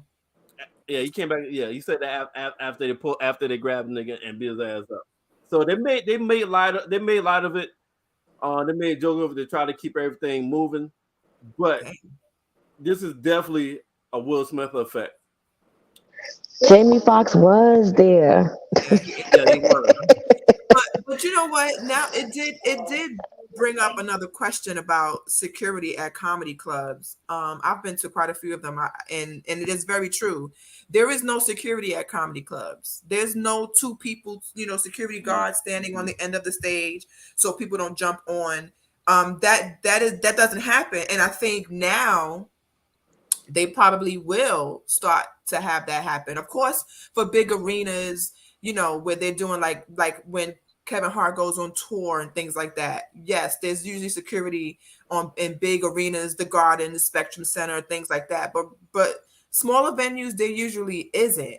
And I think now they're starting to say that there needs to be security because the comedians up there really are subject to just anybody running on stage. And that particular weapon that gentleman had, let's say he did, pull the trigger and a bullet doesn't come out, but a knife comes out. He would have actually stabbed Dave Chappelle. Like, imagine if this news story would have went differently. Random man stabs Dave Chappelle at the show. Like, what if his security wasn't able to get to him quick enough to stomp his ass out? It would have been a whole different story. So I think they should start having security guards on stage with the comedians, and that's just that. But so I'm going to play devil's advocate because it is Mental Health Awareness Month. What if this gentleman had a mental illness? Oh man, fuck that. His mental illness got his ass whipped. I don't care how crazy the fuck you think you are. Don't put up on me. Nah. Lock that nigga up. Wait a minute. No damn medication today. I'm just So you got mental illness, but you at the comedy show? Wait, but you at the comedy show? You can't be that mentally ill. You done bought your ticket and everything. Ain't nothing wrong with that nigga head until he got stumped the fuck out.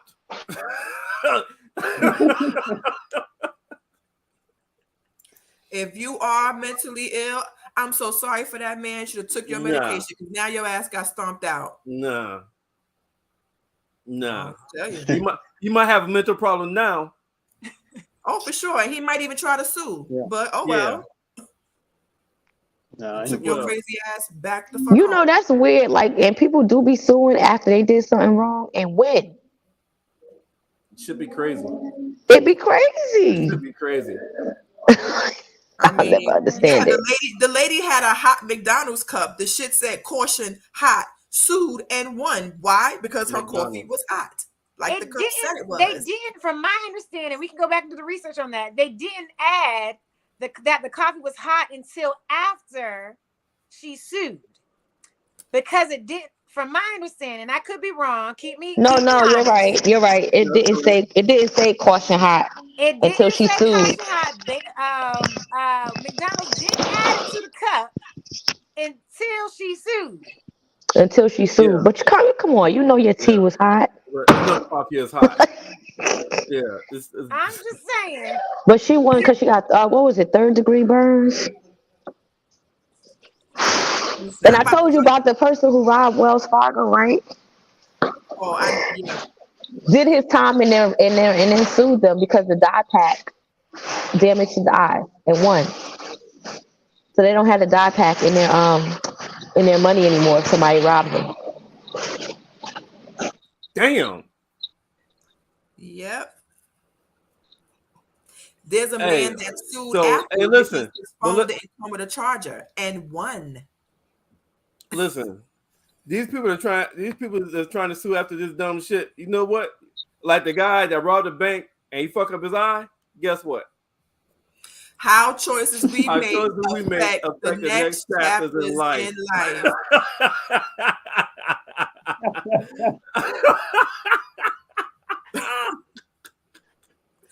Got to be more careful. Yeah. So he deserved everything that got his goddamn eye. Hey, but hey, all that money he won, he get that fixed. Hopefully that ass cutting is an example. He hit a lick and a come up. Yeah, Okay, How many years he did though? You say he did his time though, right? Huh? he did the time first, How much time he and did? then he sued. I think he only got like not less than 5 years. God damn, he must. It wasn't armed robbery. It wasn't armed robbery. Yeah. Not armed. He wasn't armed. Okay. All right. That's what happened. God damn. And don't nobody be trying to come into a bank trying to rob now. I can't. Don't do it. Don't Yeah. do it. Oh, Don't shit. try it. Hey. They be trying it in the hood because the whole tranny came and robbed Wells Fargo Bank. Wells Fargo in the hood be going through some shit. Y'all ready for the last for my this is my last official topic, and this may spring into some other shit, but this is the last official shit that I got pictures for that I just want to talk about. Again, choices. And we make these certain choices. You need to realize who the fuck you making choices against. It's just, whew. All right. So let's get the. So Drake clapped back at a troll for making a ghostwriting joke about son Adonis. All right. This guy, let's see, what else should I now? Goddamn, let's out of order.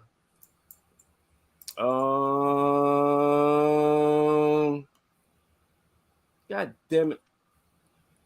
I must have moved shit around. Mm-hmm. All right, so this guy. All right. Oh, there we go. It's right here. All right. So I think this is Twitter, right? Yeah, it's Twitter. Instagram. So watching the basketball game, you know, there's been a lot of talk about John Morant dad, LeVar Ball dad, and talking about they're doing too much. So Drake posted, imagine your son makes the league and he's Ja or he's Melo, he's Lonzo. All you can do is be elated and competitive and over supportive and have to write the passage to the OGs. The OGs be able to talk shit. And he was like, I know I'm gonna be this way, even if my son is in a Rubik Cube competition. So this nigga responds to Drake and said, your son probably gonna be playing with Ghost Riders. So Drake says,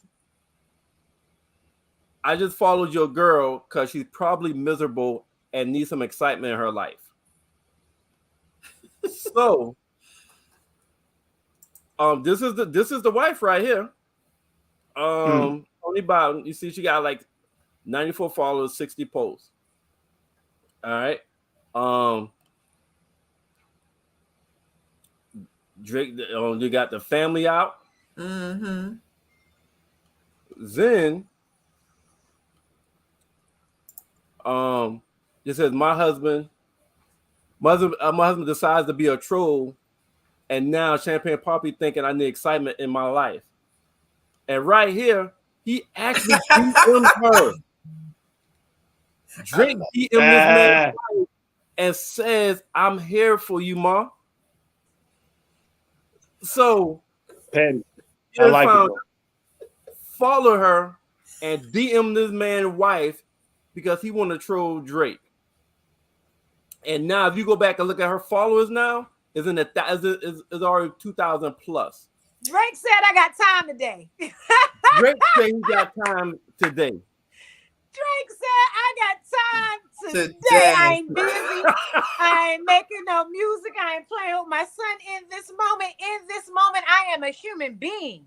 Okay? And what you're not about to do, okay, because let me show you what I'm about to do. And I ain't mad at Drake. Do you, Drake? I don't need no excitement in my life, but if you want to hop in my inbox and fly me all over the world, Drake, come on now.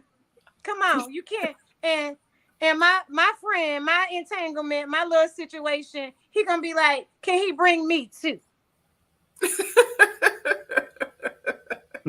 I love the petty. I love the petty. So See, a lot he of the don't laugh time, at me. I mean what I said. a lot of the time, Wait, so Drake hopped in the chicks, the wives? yeah, Yep. DM. Follow her and then Yep. hop in the DM. I think it's funny. I think it's hilarious. I enjoy It's it. hilarious, but he's so fucking corny. Like, I just think Drake is corny. I don't care how much money he got. may He's be just corny. but at this point right here, That shit is he's funny. savage. That As a was savage funny. move. He had time. Hilarious. Yeah. Yeah, petty. But that motherfucker just stayed out of Drake Twitter. He won't be funny. So Drake, all right, That's it. I can one up you. Now let's be honest, y'all. Drake could fuck his wife. y'all can say what y'all want. If she sleep with him, it's for the money, because it damn sure ain't for him. It don't matter what it's for. She just gonna get the money and spend it on the family. It's gonna be an indecent proposal. Listen, It don't matter. a real man would say, go out on a date with that man. What you bringing back? Becca, what your husband gonna tell you? Well, my husband wouldn't troll a celebrity, but he would.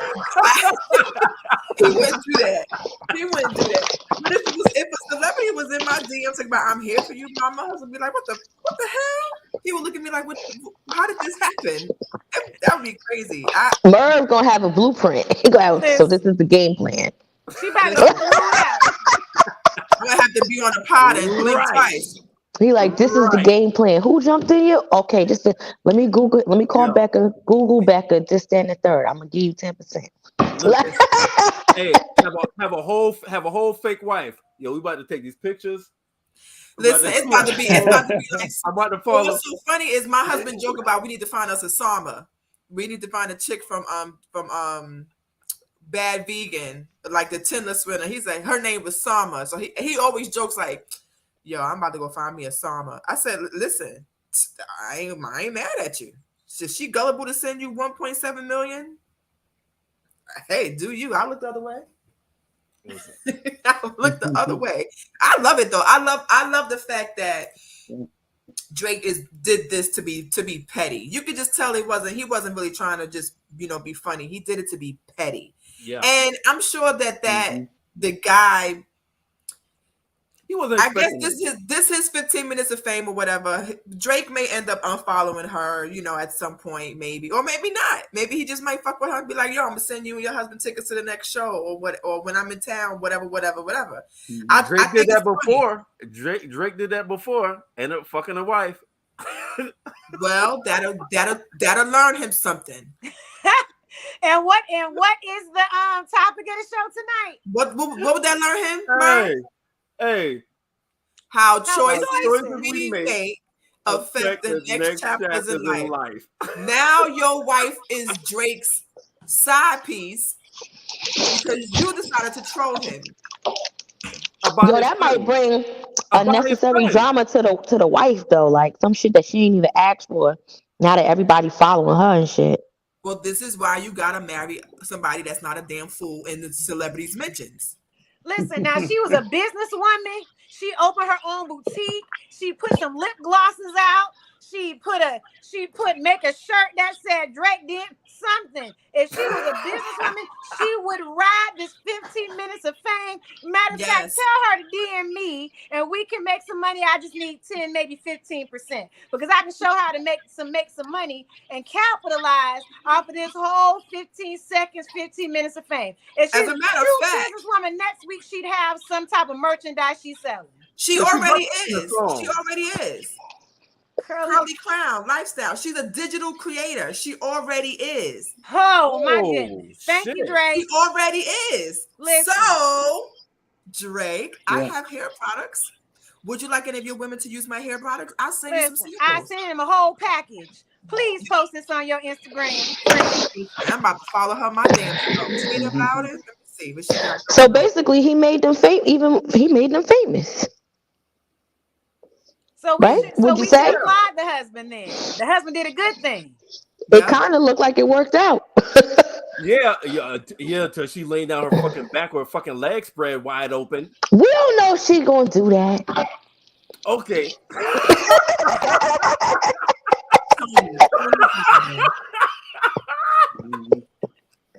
Why you gotta make her a hoe already?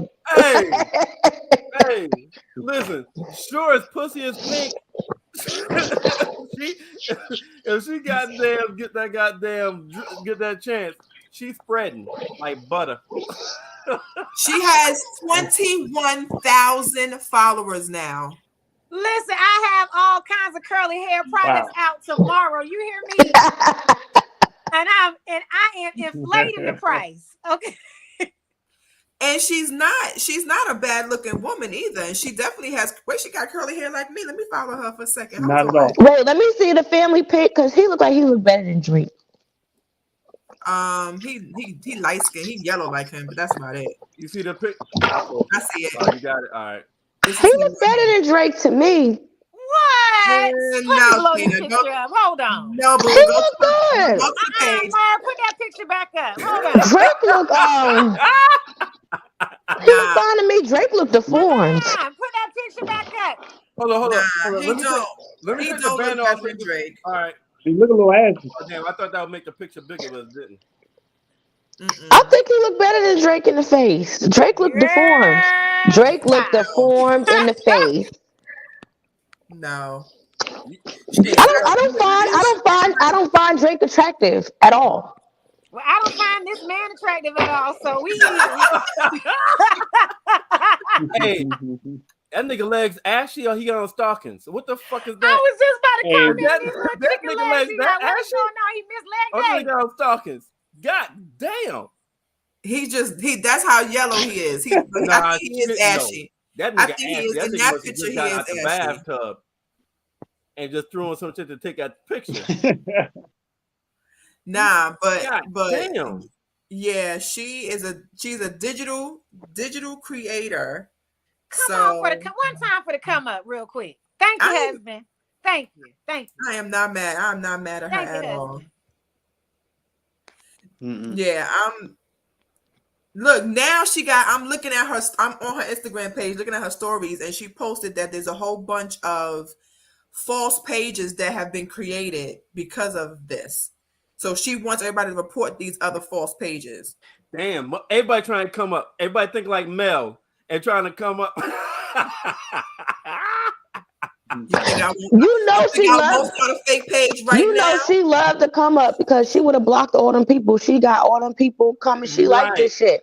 Right. This shit I was would a have some plan. Her and lashes. her husband did a. She said, "Babe, I need you to go on Drake page and make a comment." This was her whole plan, bro. But you So know, apparently these fake pages are sliding in other people's DM asking for money, and they're sending these fake pages money. So she had to post, I only have one page. I am not sending DMs requesting anything. These are fake cash apps from fake pages. Do not send these weirdos your money. This is my only page. And this is my cash app, FYI. Yeah. No, dead ass. She posted her cash app. Yes. Wow. Listen, if you really want to send me money, I'm not asking you to, but if you feel it in your spirit, when the Most High speaks to you and tells you to bless me with the love offering, go ahead and bless. This is the correct cash app. Thank you. Much appreciated. So the question is, who is the joke on now? Right. Lord have mercy. Who's the joke on now? Was it on them or is it on Drake?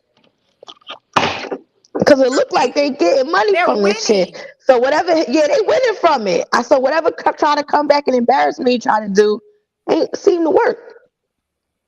All Yeah, publicity is good until publicity. until she getting back shots. Well, listen to goddamn Marvin's Basically. Room. But I guarantee you this: there's going to be some companies that have curly hair products that's going to reach out to her, and she will now. I'll guarantee you, give it like a couple weeks, maybe a month. She's going to be She's going to have a link in her bio, and she's going to start promoting curly hair products. I Full guarantee product it. line. They just gonna give her. They just gonna pay her out $2 million for her line. That's it. Just like these creators create these apps, and then they buy it off them. I think Instagram got sold for what, $1 billion to Facebook. What happened? They said, "Here you go. I created, but here you go, 1 billion. I take it." So it is what it is. I'm for it. Let me go find the celebrity to troll Hey, real but- quick. See what they But say. that shows the power of Drake, though. Ah, There you go. true. Hey, I'm telling y'all, she's DMing Drake back, but she's deleting that shit. Only one she's keeping is that one that Drake says, I'm here for you, Mom. I'm here for you, Ma. she done used that Cash App money to get a burner phone. Now she's messaging Drake. when you gonna be back in this area? Right, when you gonna be in my town? Yeah. Right, it's gonna be a random trip to Canada for some reason. The next Drake single, Listen for Her Name, or Digital Oh, Curve. that's gonna be fucked up if he Well, edit. if Drake goes And he's petty. no, Drake will make a song about her, and I guarantee you, he gonna put her in the video. I guarantee you, she's gonna be on Bridal Path. I guarantee. It's gonna be a lookalike. Nah. It's definitely gonna be a lookalike though. A lookalike. I think Drake will send her an airplane ticket. So The let me husband ask gonna you be a question. the husband gonna be listening to the song that he could be like, Right. he gonna He gonna look at her with questions, right? So Merv, if it was your wife and Drake was like, "Hey, come on out and be in this video," would you let her go? Let me answer that for you. Yes, he would. I told you he's gonna have a blueprint with the game plan. He said he going What to. you talking about? I'll be like P. Diddy, all in the video.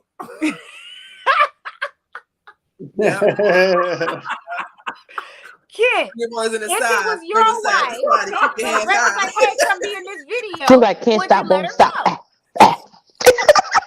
Oh, if we can capitalize off of it, yeah, He gonna be Harlem shaking in the background, yeah, we can make some money. trying to get dual citizenship to Canada. Yeah, Yeah. Merv but I not mean, gonna be on the the big Wednesday thing, pod this no more. shows He the gonna power be of Drake, busy. though. Do you see Merv already bouncing like he in the fucking video? He back there like Merv over there like Tina, we gonna be in a group chat, and Sean gonna ask in the group chat who gonna be on Wednesday pod. Merv not gonna answer. he gonna be like, I ain't gonna be here. Like I'm traveling. I'm not available this Wednesday. I'm gonna be in Canada. I got flued out. Drake flew I got- me out. I got flued out. No, but I actually see Drake befriending them and probably either fluing them out. I believe that Drake might flew them out, put them in a video, or he might just randomly, maybe an anniversary will come up or a birthday will come up, and Drake will find a way to send them either a gift to the house or some money. I think Drake is doing this to be petty, but he might befriend them. You never know. That sound like a plan. I like how sometimes life decisions work out for the best. It doesn't always have to be a negative connotation when the things that we do, because this may work in their favor. Right. Until Marvin's Room is playing, and she's on her fucking back. He gonna have a music video and the shorty gonna be in her room or in the bathroom in one of the scenes with the hair product for the girl. Okay. She's not gonna let him hit that. Yo, but that just makes you think like how life can really change. Like all this man thought was he was leaving some dumbass comment underneath a picture about Drake's son. Now Drake done found your wife, followed your wife, DM'd your wife, and now you went viral on the Shade Room. Life is crazy. Life is crazy. Wait, that means that the wife or the husband sent that shit to the Shade Room. Cause Drake ain't DM them and then send it to the Shade Room. Oh no, the husband did. See? I think the People don't even know how to keep shit with themselves. They're like, oh, Drake DM'd you. Let me send it. But you know the Shade Room, No, the Shade hey, Room, Tina, internet look- is You know like, they right already here. paid him. They already paid him for that read shit. that. Read that. oh nah, fool, really DM'd my wife. I'm laughing. Deep down inside, that man feels some kind of way. Deep down But I mean, inside, that man Yeah. posting that he laughing. Deep down inside, that man got that empty feeling in the pit of his stomach. He feeling some kind of way. I don't care what he says. He got Yeah. all these laughing emojis right here, but deep down in his heart, he feel away. yeah, because He's anyway. Drake could have That's Drake. responded. Wait a could've minute. responded another way. What's the rest of it? What's all that extra shit above it? That's just the post from the story that that was in her DM. So that might have been something else. And then here comes Drake. No, that means they had a conversation because it's all under that one DM. Well, I'm sure his wife probably reposted some stuff because she reposted. My husband decided to comment, and now Drake followed Yeah. me. So What you see is this. No, you see what I'm right here. saying? Go back. Go back. he posted that. That's what this. And is right then here. and then what? Drake liked it? Drake responded to that, and that's how it looks in the DM. Yeah. Cause you see the love, the little love, the heart. That means somebody loves. One of them did that. That's because the DM is private. So he must have been going through her shit and parting it or something. And then he wrote, "I'm here Probably for you, ma." screenshotted it and sent it to her husband, and then her husband put it in his stories. But I mean, this the Shade Room, this Instagram. So I'm sure somebody saw Drake respond to that man, and then the Shade Room reposted Drake responding to him. So it didn't necessarily have to be one of them that did it. Did we talk about the Shade Room? People repost a screenshot of the comments all the time. Oh, you gotta pay me. Yeah, Fuck I mean, that. I ain't just gonna give you that shit. You gotta fucking pay me. like hit Shade Room like Drake DM my wife. I can show you a screenshot for 2,000, 10,000. Listen, y'all. Listen. Yeah, now Champagne think I need My excitement. husband decided to be a troll, and now Champagne thinking I need excitement in my life, eyes and laughing. Y'all don't think she's warm inside? Y'all don't think her pussy just got fucking wet? Y'all don't think her nipples Drake are fucking DM'd her. hard? I'm sure she You don't think she's got there? You don't think she's like? Yeah. If you don't like the think gym. that, you're fucking lying to yourself, yo. Everybody not a groupie hoe. That says groupie hoe. I don't know what the fuck you. It was the side eye that did it for me. Low key, she's like, I really do need some excitement and comma. However, I can't really tell my husband I need. That's what that little two emojis with the side eye. We got to read in between the emojis. Yeah. Exactly. Right. She's like, Exactly. And again, it's all good now. It's all laughter now. It's all laughter now until you find out a year later. Fuck that, Becca. There's really Since you the good wife, and that was you. I mean, would you entertain now- Drake? I probably won't. I don't get started. See?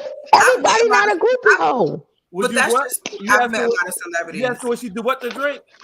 Would she entertain Drake if he sent her that fucking DM?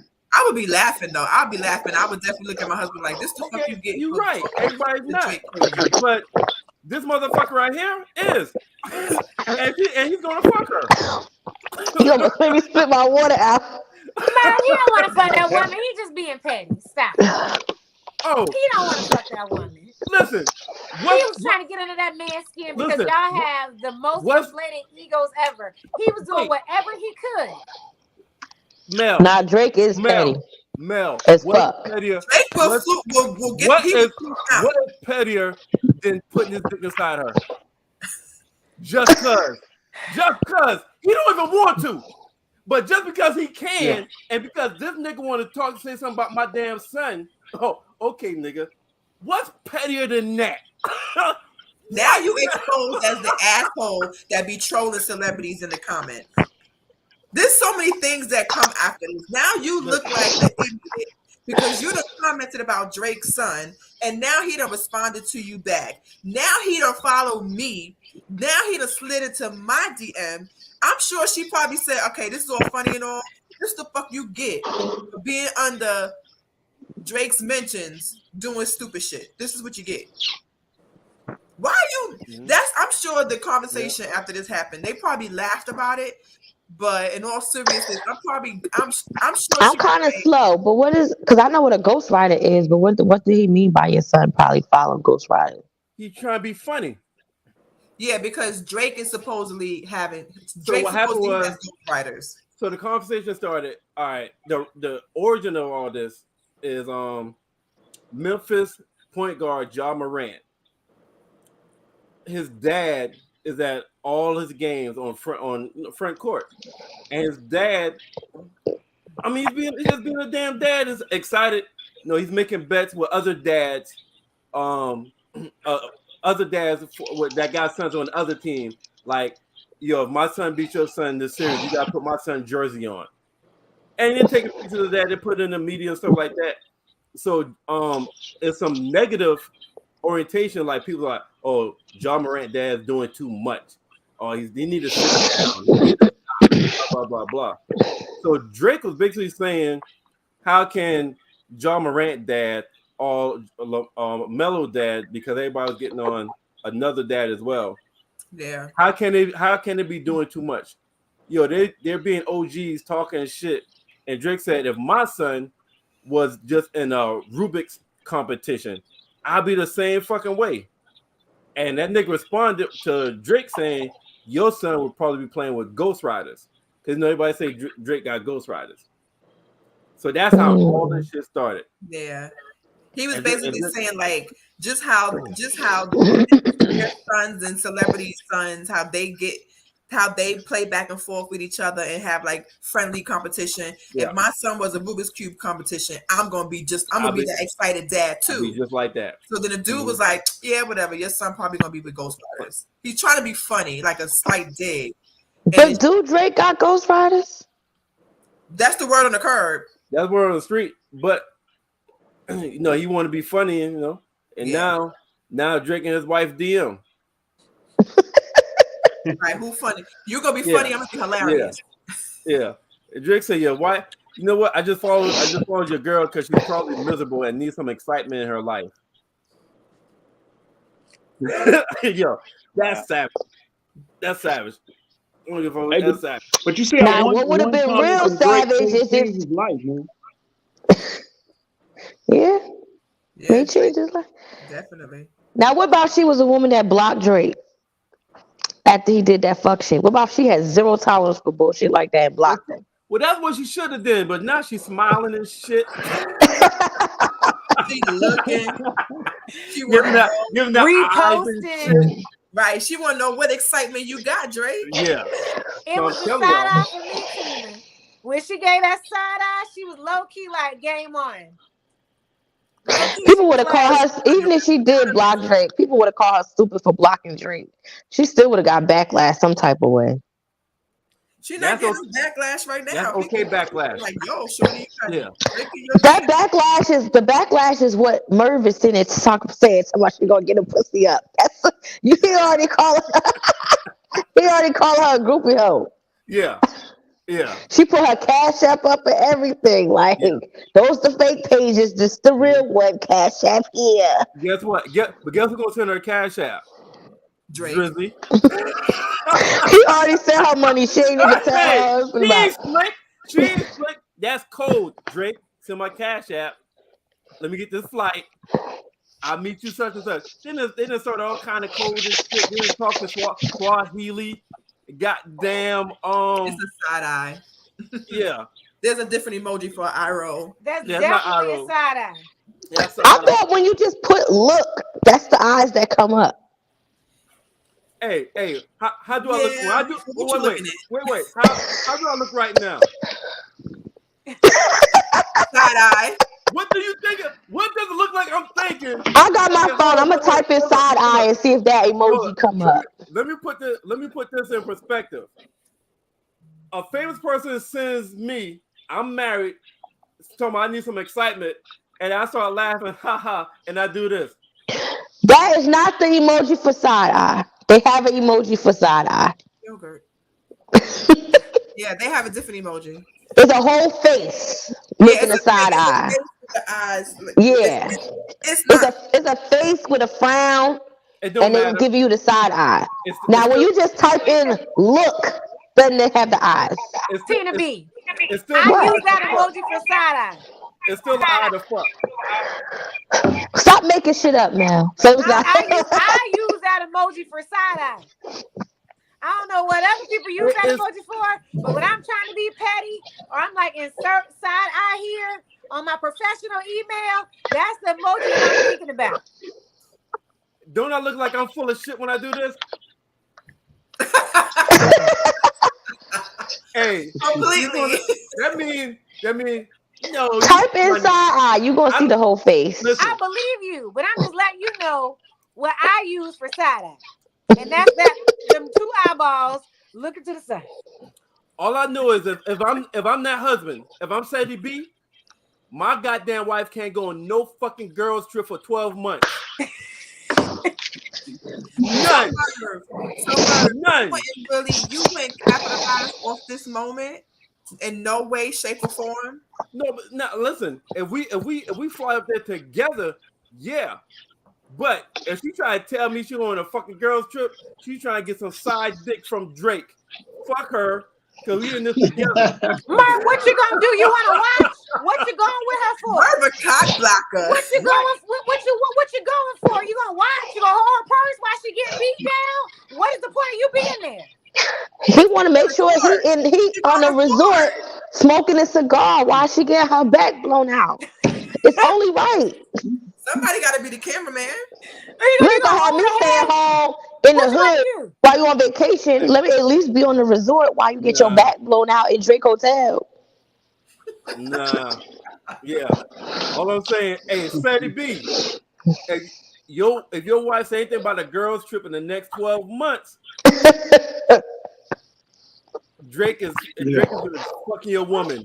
Well, Drake flew her out. Right. Hey, if You all of a sudden hey, also, What about the dick not even all that? Like, come on, people. Y'all giving Drake too much credit. Let her find out. Let her Y'all find out. giving Drake too much credit. Who the fuck said Drake is about to damn dick her down? We just said Drake is gonna fuck. Hey, Sadie B, if your wife get a passport all of a sudden and she ain't never talked about passport since y'all been married.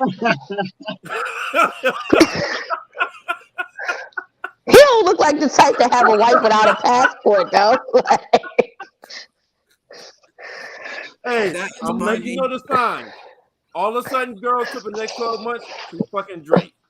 She applied for a passport in the next 2 months, out the fucking blue. She's fucking Drake. Man, she was already going on the trip. She just told Drake where the trip is at. Yo, listen, y'all. Listen, when we first started talking about this and I went to her page, she had 21.1K followers. Since we've been talking about her for maybe 20 minutes, she has 21.2 followers. She just gained 1,000 followers since we've been talking about her. In 20 minutes. You know who it is? It's the people on My High Radio. They done went in there. They said, what the fuck? Merv. One of her followers is Brandon. Wow. Brandon Jamar. Let me go hit on my cousin and be like, why are you following her? He's like, I want to see what's gonna Following happen. her, sir. He said, I want to see what's Followed gonna by Brittany happen. Jamar, my cousin. Look at this. That's funny. I mean, she cute though. She is. She's not Yeah. bad at Hey, all. and right here, it look like she got some Yetis. Get off these people internet. But she got a full body Hey. picture. What's her name? Tony Bowen. She has Hey. a nice body, actually. Yeah. She's in here in bathing suits, 2 pieces. She's showing all the things. When did she post that shit? This was posted October 2020. Oh, I thought she just started posting body pics. Like, wait a minute. No. The last pic that she posted was an hour ago, and then before that, April 3rd, yesterday. So she doesn't. She posts, but not, and it's not nothing crazy. Most of the pictures of her kids, her and her husband. Yo, I don't see her account. Yeah, she got a picture. This is on Instagram? Yes, Instagram. Yeah, I don't see that shit, bro. How Yeah, many other people do y'all think Oh, jumped in shit. her DM? Oh yeah, Drake fucking. Oh, she mad petite. I thought she was a thick girl. No, It's the she's clothes. She wear big clothes. Her husband probably make her wear big clothes. she's pretty. Yeah, somebody need to get her. Hey, her husband. Hey, Drake definitely fucking. The fact that Drake She's DM a her. pretty girl. Oh yeah, Drake fucking. That's Drake type too. She look like a Rihanna reject. She's cute. I like her hair. That's what I'm talking about, right? Curly girl. That's how I was gonna say it. That's our Rihanna Wait, reject. she look like a what? She don't look like she look better than Rihanna. Hey, Tina, don't fuck up my joke. Go with it. She do look better than Rihanna No, though. Tina, we're not talking about it right now. Don't fuck up my joke. Run with it. Talk about her, a Rihanna reject. Hey, she's Speaking of Rihanna, she needs to put some fucking clothes on because it's at some point in your pregnancy where being naked ain't cute. You better leave Rihanna alone. It's hot. She might be watching this. Is she? The whole winter her stomach was out. That baby done caught a cold in the belly. listen. Well, she's also been in Barbados. She ain't been in the States. In a puffer jacket. Well, I mean that was in New York, but since then she's been in the Did you Barbados. see her in the water, bitch? Put some clothes on. Well, Rihanna never wore She's still clothes. bad. Nah, She still she bad. don't. Clothes anyway. When her belly that big, wasn't shit sexy about that shit at all. She did not look right at all. At some point, you just you pregnant, and you don't look right. So you need to cover that shit. Listen, when you pregnant, you walk around in the bra and drawers. Not for the public eye. I mean, people will still fuck her. Listen, I see a lot of people. Some people look cute pregnant, and that was Cardi B. Look pregnant all the way up, even when she pop. Rihanna look crazy now. And It don't look right pussy, on her. And pregnant pussy, good pussy. Stay wet. Not stay woke, but stay wet. Okay. Rihanna know that. She let you know right now. My pussy is amazing and wet because I'm pregnant. That shit made it look like she lost her butt. She because when she was in that water, she looked like she ain't had no ass. Mara, find that picture and put it up. I'm taking a social media hiatus. What picture? Talking about Rihanna picture? Yeah. When she was in that pool, and was it the I don't know, she was with ASAP. Her belly big as hell. She ain't got no ass. Oh yeah, she stayed naked. She been naked her whole pregnancy.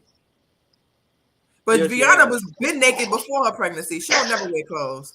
True, but her titties was like down to here, and her belly was out here, and she had no ass. Like now at this point, Shorty cover that shit up. Not that one when she was in the water. No, with the black bathing suit on. And ASAP standing like he's standing like right behind her or some shit. That shit look Black bathing horrible. suit. I was like, mm-mm. But hey, it's Rihanna, and like I said, pregnant pussy. That's some bullshit. Hey, it's Rihanna, so you could look fucked up. No, I'm saying pregnant pussy is good pussy. No, but we can't sample her pussy with chicks. Sound like a you problem.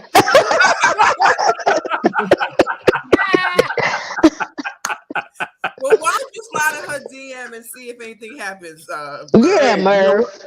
Hey, think I won't when I will? All right. ASAP will not be sliding in your DMs. I'm here for you, bruh. It's not gonna happen. What's her name on Instagram?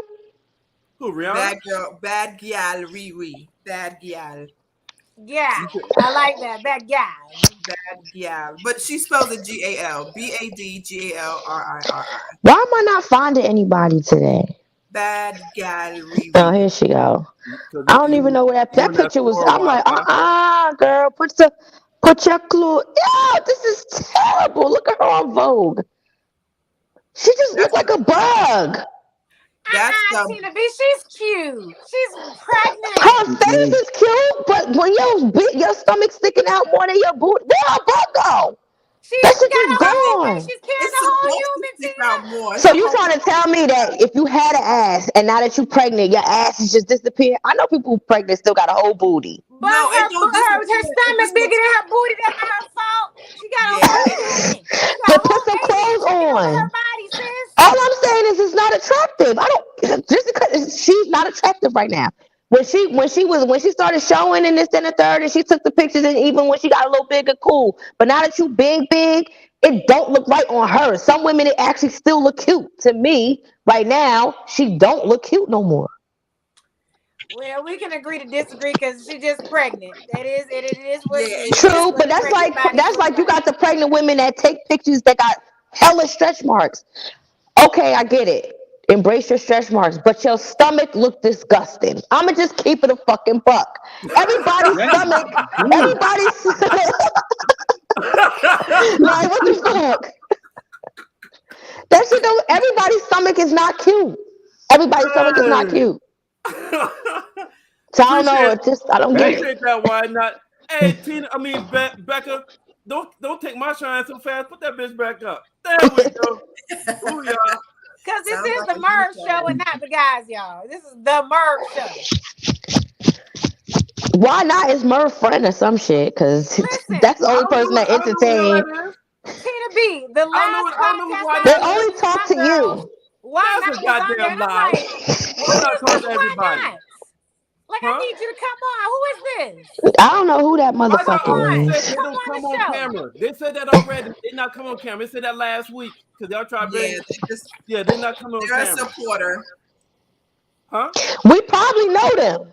I know we gotta know. Well, this is a YouTube. No, YouTuber. that's a Maybe YouTube. not. That's a YouTube person. We Listen, still. That I don't mean we don't know them. I like to invite the We got. audience I got onto the I got a show. YouTube follower on Tuesday for the movies and the TV shows.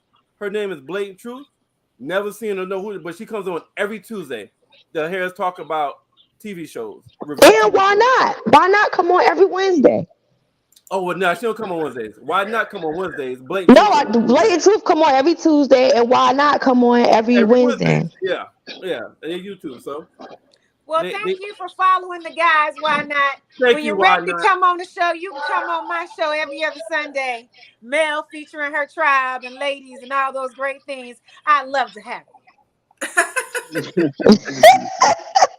Why not Oh, gonna be there boy. Sunday in the comments? Yeah, I like that. Right there. Sounds like a you problem.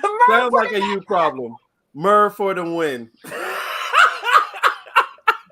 That is funny. Why not? Hey, listen. And again, what is we talking about?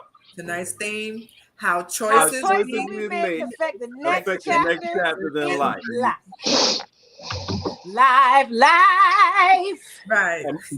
Hey, and my choice would have been the fuck Rihanna. we found ourselves doing the Bel Air breakdowns. Okay. We did the Bel Air breakdowns. All Well, right. glad you stayed. Why not? We glad you stayed. Is it a girl or a guy?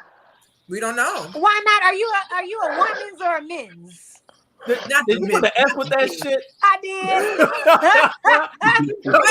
You ain't got to reveal that. Why not? You Oh, ain't you got a to woman? Did y'all notice Rihanna little gun tattoo by her boobie? That shit cute. Rihanna Yes, cute. She cute. I'm talking about the fucking tattoo. I don't give a fuck. Like, My bad. I don't give a fuck about her forehead. Like, who give a fuck? Like, I'm gonna do all right. We got a men's in the house. Come on, talking about we got a man. We got a men's.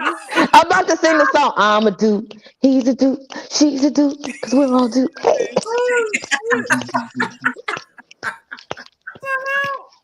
That is funny. All right, y'all. Let's wrap this shit up. The nice topic was how choices we make affect the next chapters in life.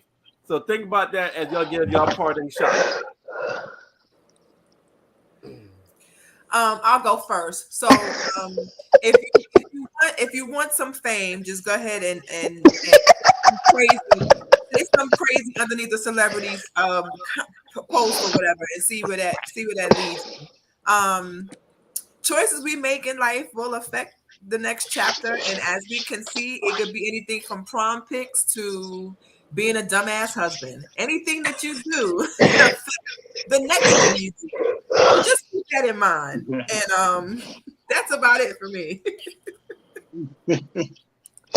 Yeah, what Becca said. That's my closing remark. What kind of shit is that? What? The choices, this is self-explanatory, my nigga. Like, I chose to work overnight and I hate that fucking shit. Look where I'm at. Like I'm fucking tired. And y'all about to end, so now I gotta try to find something else to do. Next. But the money is good though.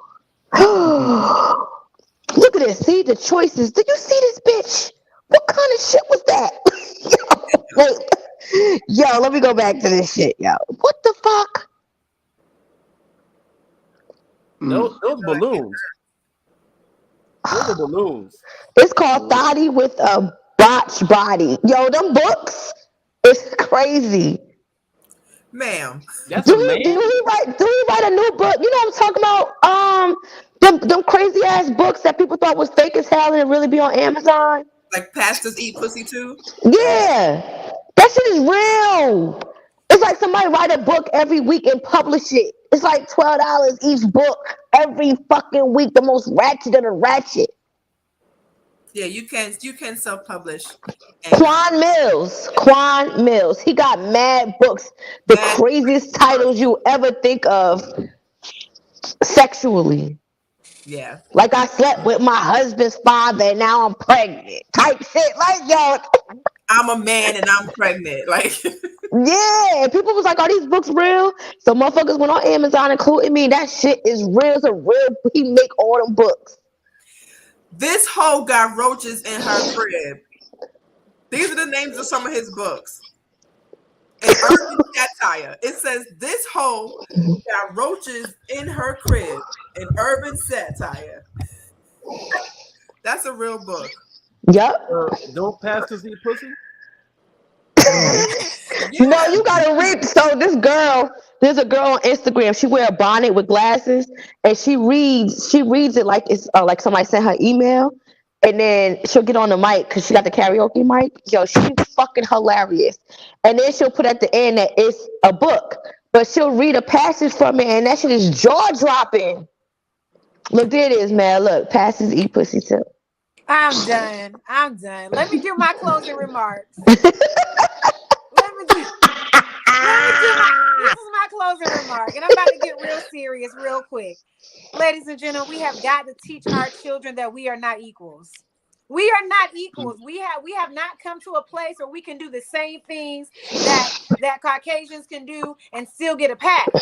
Okay, so we have to hold ourselves to a higher standard, especially when we aspire to be more, to want more, to do more.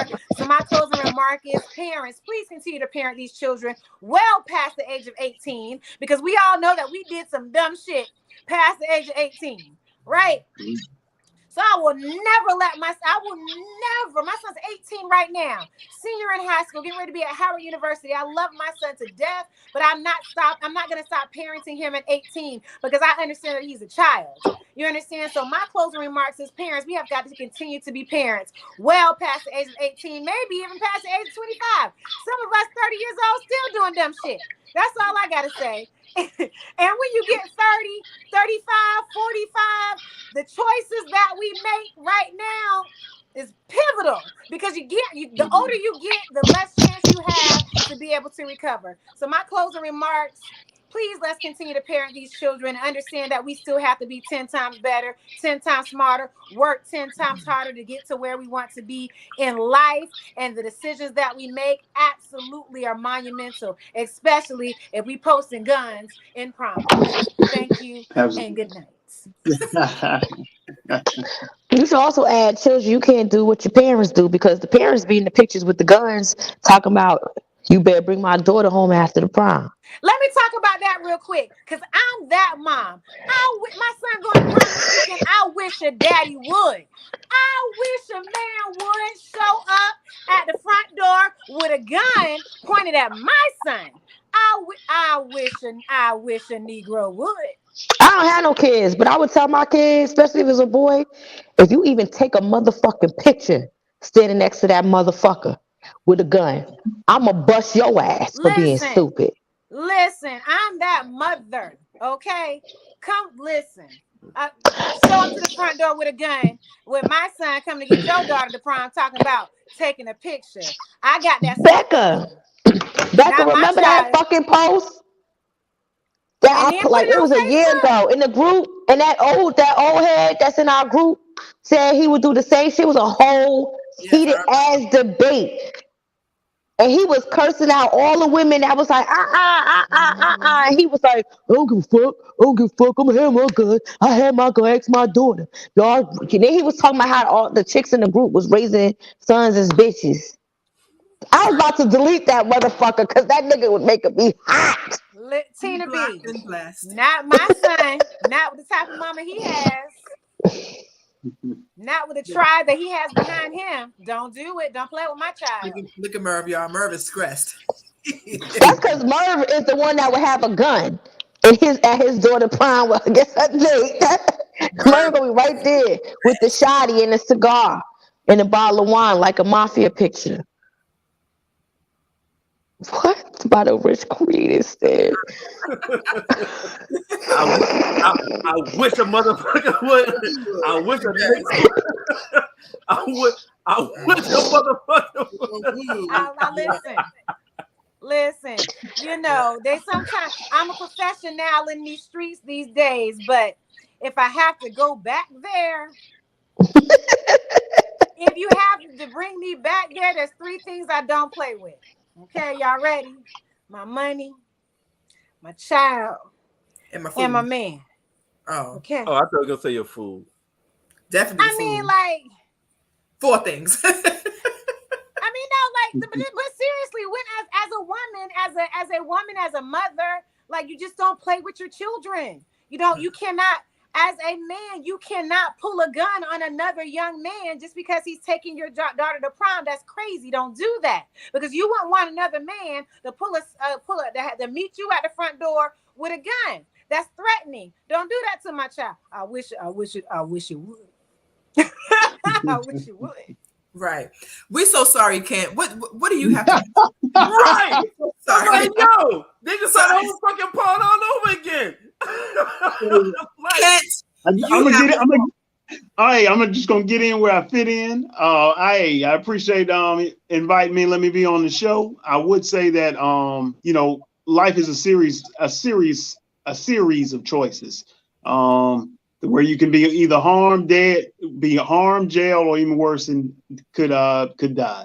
So those are the big things you need to think about with all choices in life, especially with that young lady. Hopefully everything will work out for her. She have an advocate that will help her, continue and be successful in life.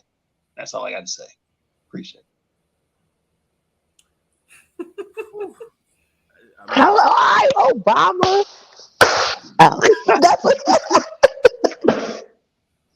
I think another school gonna give her a scholarship. Absolutely, she's gonna recover. I think another school gonna do it. Like, I got you, Ma. Come over to this side right here. That's what started. Oh, you talking about Bad Boys too? Yeah, that's what started everything. That's what started that shit. That's what started that shit. That was make believe. That was a movie. That wasn't real life. Don't pull a gun on none of mine. I think they just be joking. They don't be trying to threaten their sons. No, they be dead ass. Don't do it. You think they be dead ass? They be dead ass. They be trying with dead ass. Cause a lot of people back in the day, that's when you like lost. Well, you can't say that for the kids now, but a lot of people lost their virginities at prom night. That's what they call a shotgun wedding, right? When at the prom, they go and do their little do, and the girl gets pregnant, and the dad bring the shotgun. You gonna marry my daughter? You gonna make an honest woman out of her? Well, all right. Well, listen, that Tina and Mel.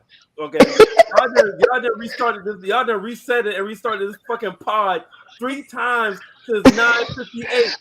We learned it from you, motherfucker. 3 times since 9:58. We learned it from you. My closing remark, and I just told you my son going to prom this weekend. If my son calls me and tells me that some man met him at the front door with a gun, it's gonna be she gonna shoot that motherfucker up, nigga. Boom, everybody gotta die. Everybody gotta die. All right. God damn. Yo. And good part of the night when we talk about how choices we make affect the next chapters in life. Every action is met with an action.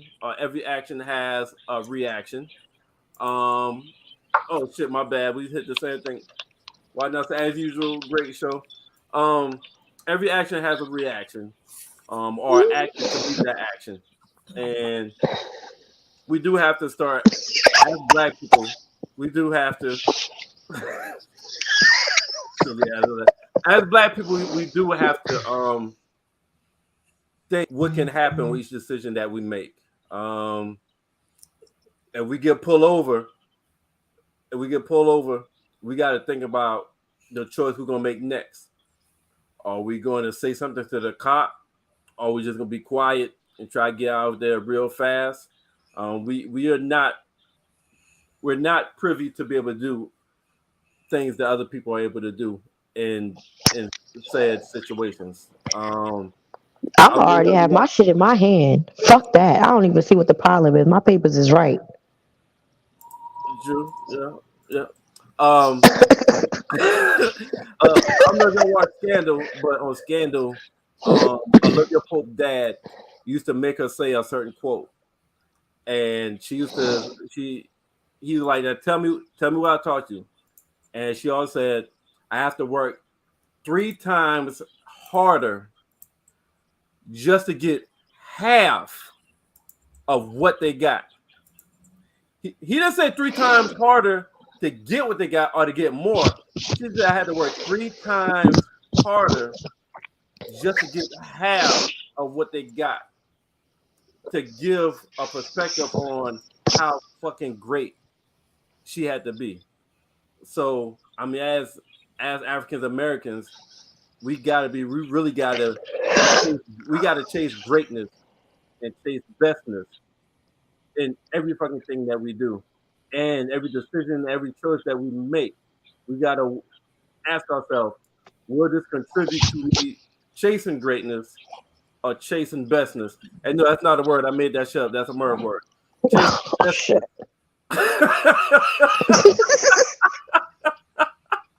You know what was a bad decision? Fuck them guns. That fucking dress was a bad decision. I was just waiting for somebody to say that shit. That dress was a horrible. I said that shit. It was. Y'all know y'all was saying that shit. Y'all just tried to focus on the guns. You already had the guns. They don't need to jump on the dress. Was very horrific. It was very horrific. That shit was disgusting. Very horrific. Like who made that shit? Because clearly it was made number one. Listen, and the prom date had matching pants on. Yeah. Oh, I didn't see the date. Put the picture back up, Mara. Put the picture back up. But the dude dreads, that shit was disgusting too. You got it back? No, I just cleared the pictures out while she was talking. How the hell you clear the pictures out? You being so damn fast.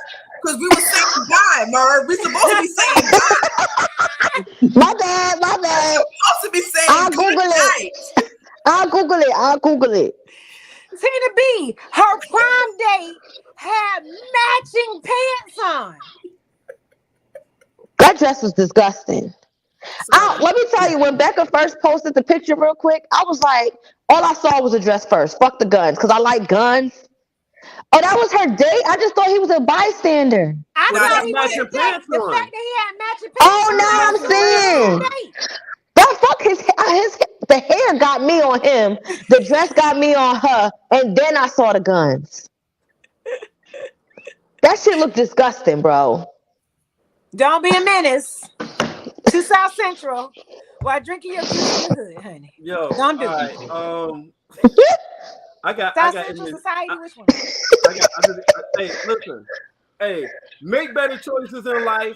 Ask yourself, is this the best choice that I'm making right now?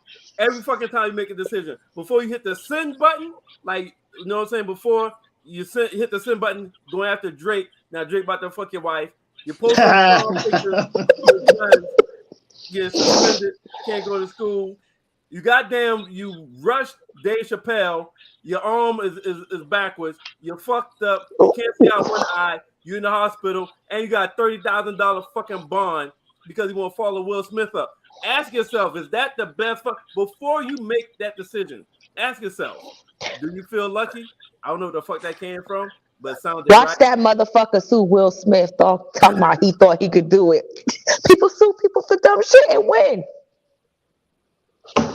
Will Smith did thank it. you. Hey, and get y'all physical. We talk about something serious and hey, my fellow brothers, get your physical. Don't wait till your pinky's falling off or your hand falling off. Don't wait till your pee is black or dark brown. Don't wait. That sounds like an STD. Don't wait.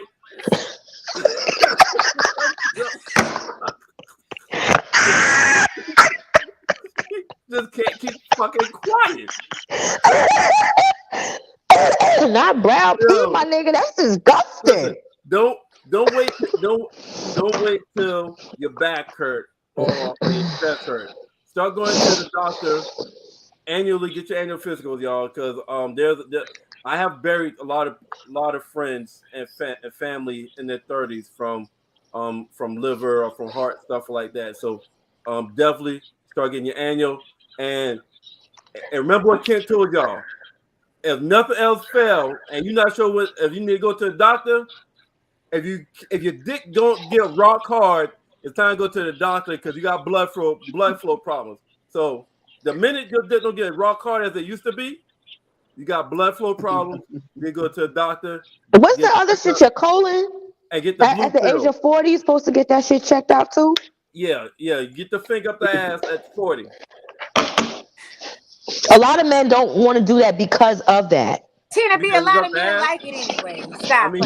I think they do, because y'all afraid that y'all gonna like it. That's why y'all scared to get y'all booty licked. I'm y'all telling over you. there, some milking the prostate. They trying to act all hard, like they don't want the doctor to stick their finger up there to check it. And some of these women be up there milking these prostates for their men's every night. I'm not one of them. I'm just saying. That's what I heard.